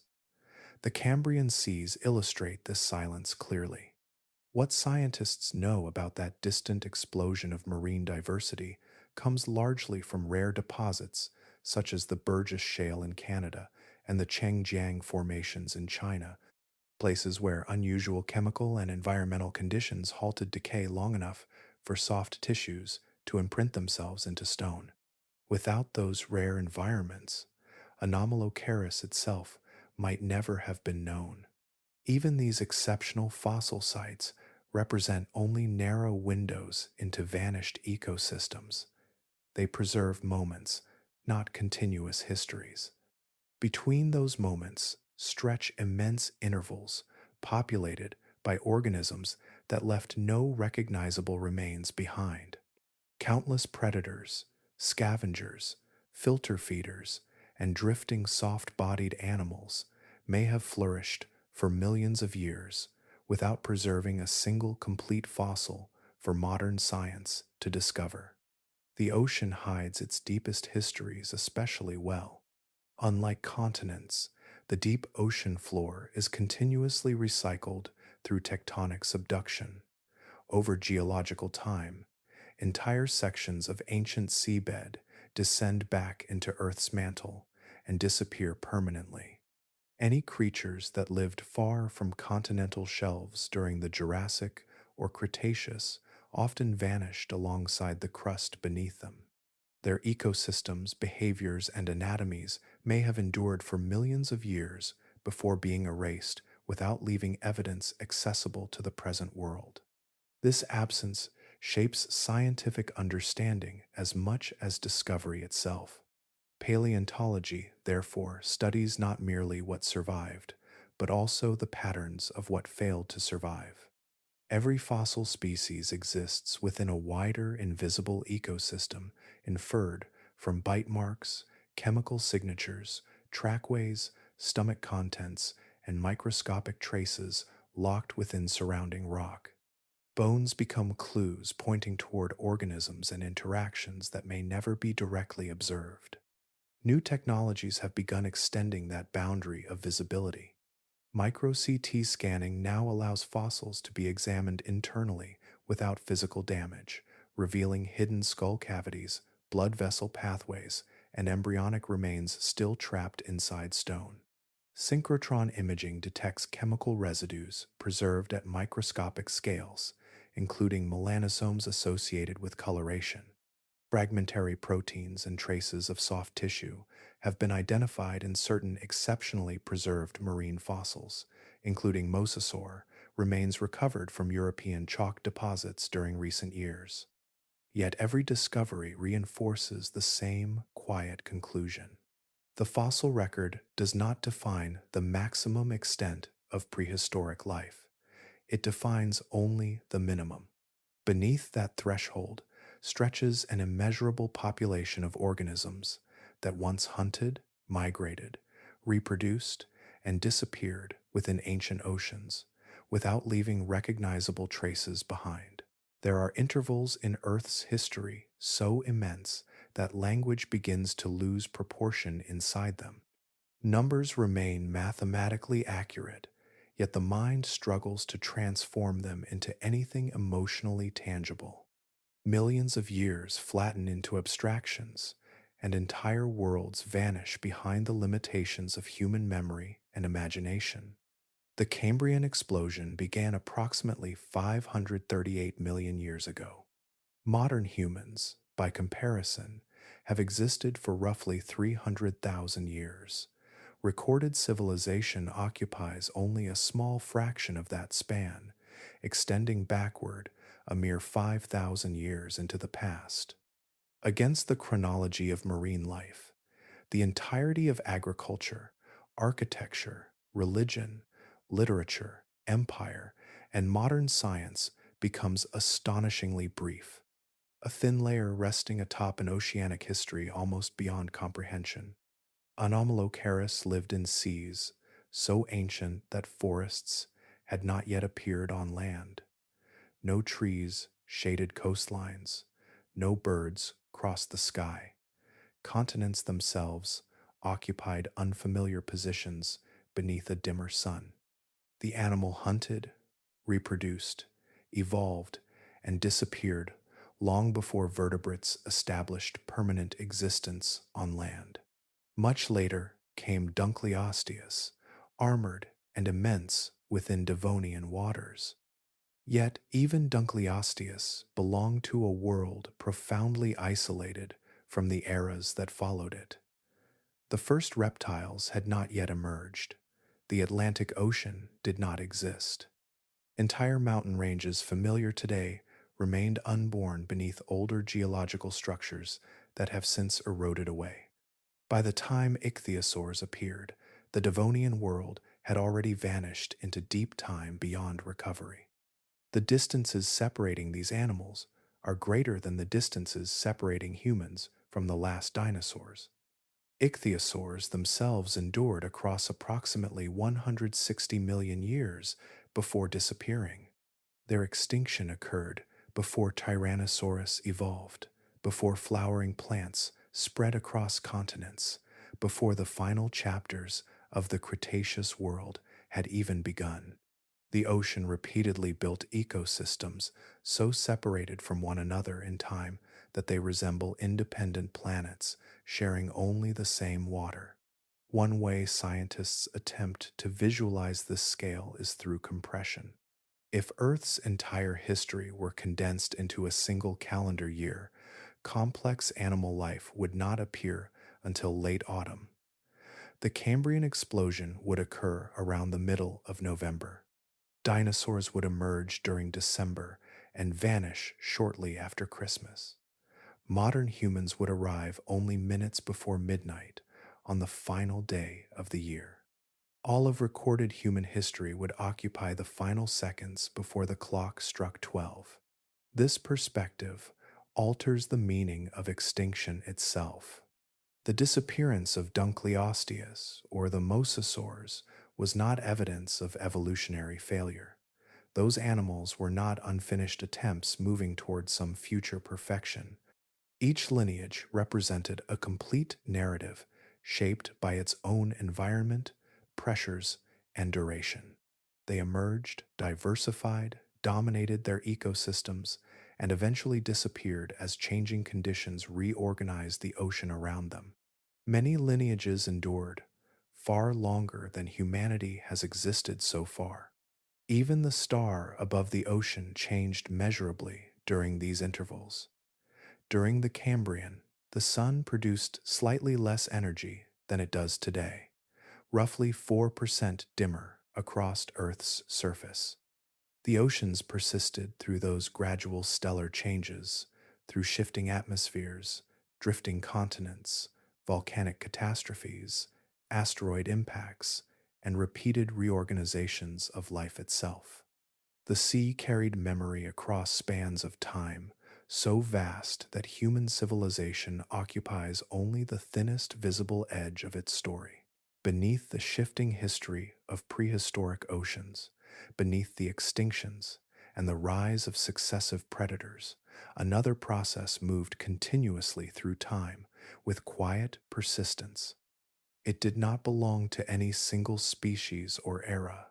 It was a pressure exerted back and forth between hunter and hunted, each adaptation altering the conditions for the other.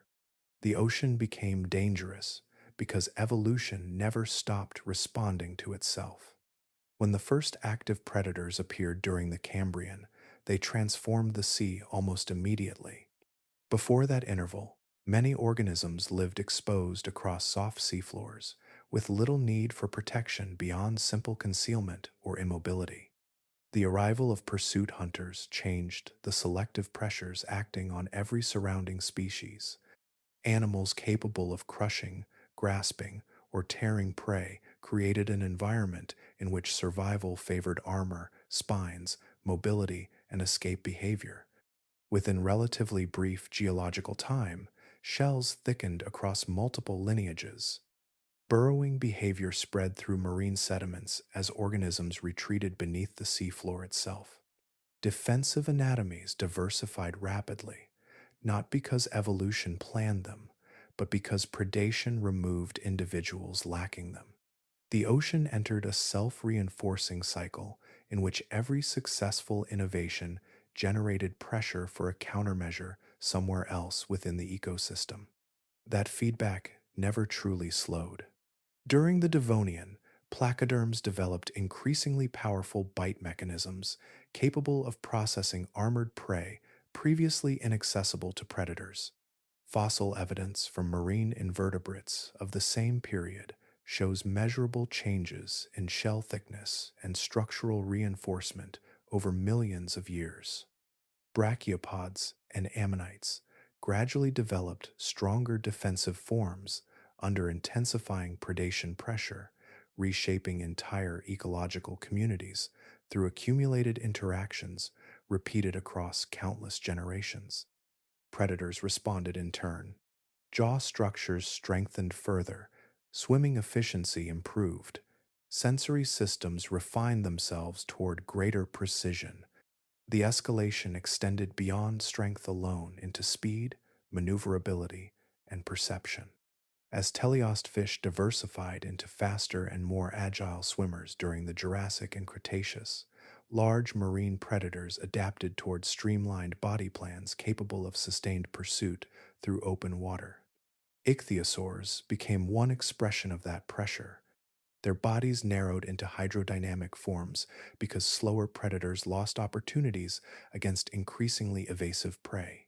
Yet prey species also evolved under the constant presence of those hunters, selecting for tighter schooling behavior, rapid acceleration, camouflage, and complex migration patterns. Evolutionary pressure moved simultaneously in both directions, predator shaping prey, while prey reshaped predator. Even gigantism emerged partly from this competition. Larger predators could overpower broader ranges of prey, travel greater distances efficiently, and dominate ecological territories unavailable to smaller competitors. Yet enormous size carried severe energetic demands. A giant body required immense caloric intake, sustained continuously across entire ecosystems. The prehistoric oceans occasionally provided conditions productive enough to support such scale, but only within specific climatic and ecological boundaries. When those conditions weakened, giant predators became vulnerable. Megalodon may represent one example of this limit. As climates cooled during the Pliocene and warm, shallow seas contracted, large whale populations shifted geographically and declined in accessibility. The energetic balance, sustaining an apex predator exceeding 15 meters in length, may simply have become impossible to maintain reliably within the altered ocean. Still, the underlying process continued. Every modern shark pursuing schooling fish, every squid evading a diving whale, every seal avoiding the approach of an orca, participates in the same evolutionary exchange that began more than 500 million years ago. The scale has changed, the forms have changed, yet the pressure remains unbroken, carried continuously through the ocean from the first predator to the present sea.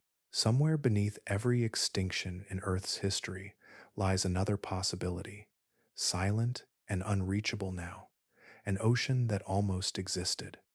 Evolution does not move toward a predetermined destination. It responds, moment by moment, to survival, reproduction, climate, geography, and chance. When a mass extinction interrupts that process, it does more than erase species. It redirects futures that had already begun unfolding. Entire branches of possibility vanish alongside the organisms themselves, leaving behind only the path that happened to survive. The prehistoric ocean was shaped repeatedly by interruptions arriving from outside its own ecological system. Asteroids struck. Volcanic provinces flooded continents with lava for hundreds of thousands of years. Atmospheric chemistry shifted. Continents drifted apart and collided again. Each catastrophe altered which animals inherited the sea afterward. Had even one of those events unfolded differently, the modern ocean could contain creatures entirely unlike those alive today. By the end of the Cretaceous, mosasaurs had become among the most specialized marine predators the planet had ever produced. Their diversity expanded rapidly during the final stages of their existence. New species occupied shallow coastal waters, open pelagic environments, and apex predatory niches across multiple continents. The largest known forms appeared close to the very end of the Cretaceous itself, suggesting the lineage was still actively escalating in ecological scale rather than stabilizing. Then the asteroid arrived. Without that interruption, mosasaurs would have continued evolving through another 66 million years of environmental change and competition. Over spans of time that immense, body plans transformed dramatically. Whales evolved from small hoofed mammals into fully aquatic giants within less time than that. The descendants of mosasaurs might have become larger, deeper diving, more intelligent, or adapted to ecological roles with no modern equivalent. The ocean mammals that later inherited those niches may never have expanded in the same way. A similar possibility lingers around Megalodon. Its extinction appears tied partly to climatic cooling and the contraction of warm, productive seas during the Pliocene. If those environmental shifts had unfolded differently, giant predatory sharks exceeding 15 meters might still patrol subtropical coastlines today. Their continued presence would have altered the evolutionary pressures acting on whales for millions of years. Large baleen whales may never have achieved their modern abundance or migratory behavior under sustained predation from such an animal. Smaller whale species might have remained dominant. The structure of marine ecosystems themselves could have diverged into unfamiliar forms shaped around the energetic demands of a surviving superpredator. Even earlier extinctions reshaped possibilities before reptiles ever entered the sea. The Permian extinction removed such a large percentage of marine life that ecological vacancies opened across nearly every trophic level simultaneously. Marine reptiles expanded into those empty systems because opportunity existed. Had the ocean retained more of its earlier biodiversity, those reptile lineages descending from land may have remained marginal coastal animals rather than becoming rulers of the Mesozoic ocean. The sea living outside modern coastlines is therefore not inevitable. It is contingent, assembled from survival after repeated catastrophe. Another asteroid misses Earth. Another volcanic eruption weakens slightly. Another climate transition unfolds more gradually. Small differences accumulate through deep time until the resulting ocean no longer resembles the one surrounding humanity today. Beneath the waves, countless unrealized oceans remain buried alongside the extinct lives that almost inherited them. Before humanity understood fossils, extinction, or geological time, people already imagined immense things moving beneath the sea. The details shifted between civilizations, yet the underlying image remained remarkably stable. Enormous bodies hidden below dark water, mouths capable of swallowing ships, serpents coiling beneath storms, creatures rising from depths beyond sight. Across thousands of years and thousands of kilometers, human cultures independently arrived at similar visions, as though the ocean consistently triggered the same instinctive response in the mind. Norse sailors described the kraken lurking beneath northern waters. Ancient Hebrew texts spoke of Leviathan, a vast creature associated with chaos and the sea. Greek mythology imagined Cetus emerging from the ocean as a force large enough to threaten entire kingdoms. Hindu cosmology carried stories of Makara, a powerful aquatic being connected to rivers, thresholds, and deep water. These myths did not emerge from a single source. They appeared repeatedly because the ocean itself repeatedly produced the same psychological impression.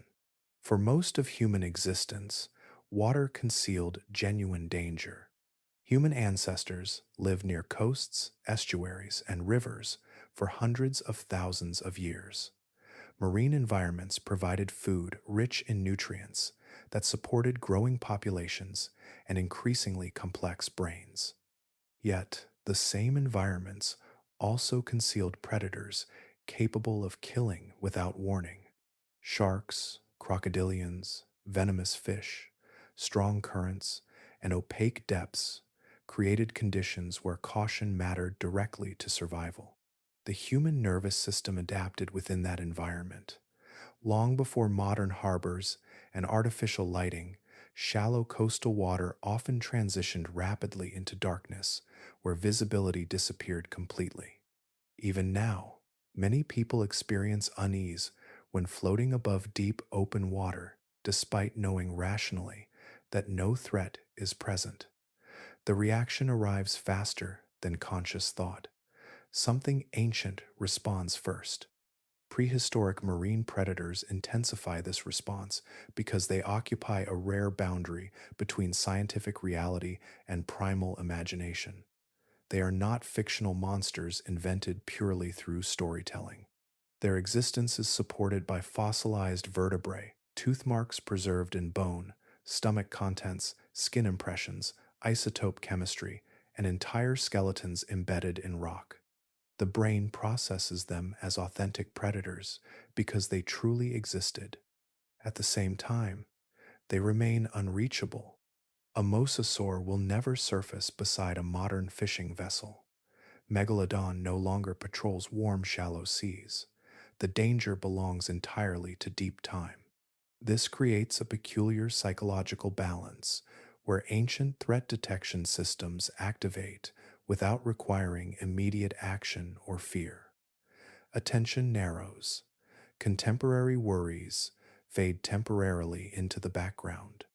The mind becomes occupied by something older and larger than ordinary daily anxieties, then gradually releases the tension because the threat cannot actually arrive. Perhaps this explains why stories about prehistoric oceans settle so naturally into late night thought. The sea hides scale more effectively than any landscape on Earth. Mountains reveal themselves openly against the sky, but the ocean conceals nearly everything beneath a moving surface only meters thick. Below that surface stretches an environment humanity still barely understands. Carl Sagan once wrote that the universe is under no obligation to make sense to human beings. The ocean follows that same indifference. For most of Earth's history, it belonged entirely to organisms shaped for conditions no human body could survive. What people experience today as safety along coastlines is recent, local, and fragile, a temporary calm resting above an ancient world that existed long before human memory began. Far beneath modern shipping lanes and illuminated coastlines, the ocean continues operating according to rules far older than humanity. Currents still move heat between hemispheres. Microscopic plankton still regulate atmospheric chemistry. Predators still track pressure waves through darkness older than civilization itself. Yet layered over those ancient systems now is a rate of environmental change unusually rapid, even by geological standards, a transformation unfolding fast enough to be visible within a single human lifetime. Since the beginning of the 20th century, global ocean temperatures have risen measurably, with warming accelerating during recent decades. Heat spreads unevenly through the sea, altering migration routes, oxygen distribution, breeding cycles, and the chemistry that underlies marine ecosystems. Water that once remained cold year-round now fluctuates seasonally.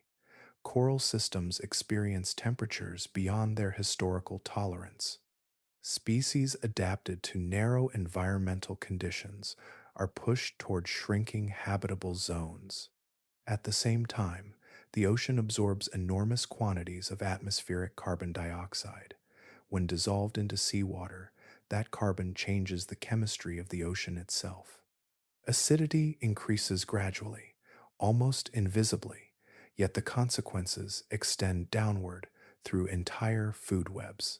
Shell-forming organisms struggle to maintain calcium carbonate structures. Reef building slows. Microscopic plankton that anchor marine ecosystems encounter conditions outside the chemical stability under which they evolved. The fossil record preserves earlier moments when rapid warming, acidification, and oxygen depletion appeared together. Again and again, those combinations correspond with biological collapse. During the Permian extinction, volcanic eruptions altered atmospheric chemistry long enough to destabilize ocean circulation and oxygen levels across much of the planet. Marine ecosystems fragmented. Reef systems disappeared almost entirely. Entire branches of life vanished from the sea. Similar environmental signals appear at multiple extinction boundaries across Earth's history, though usually unfolding over spans far longer than those observed today. The ocean does not respond emotionally to such changes. It reorganizes. Species adapted to previous conditions decline. Opportunistic organisms expand into the newly available space. Some lineages vanish, while others diversify rapidly. Jellyfish populations often increase in stressed marine systems because they tolerate low oxygen conditions more effectively than many competitors. Microbial communities shift. Coastal ecosystems restructure themselves around whichever organisms remain capable of surviving the altered chemistry and temperature. Yet the deeper perspective, preserved in geology, carries another truth alongside the warning. The ocean itself has survived every catastrophe it has encountered. Asteroid impacts darkened the atmosphere. Continental scale volcanism transformed climate for hundreds of thousands of years. Entire ecosystems collapsed repeatedly, but life returned each time in new forms assembled from survivors. Recovery after the Permian extinction required approximately 10 million years.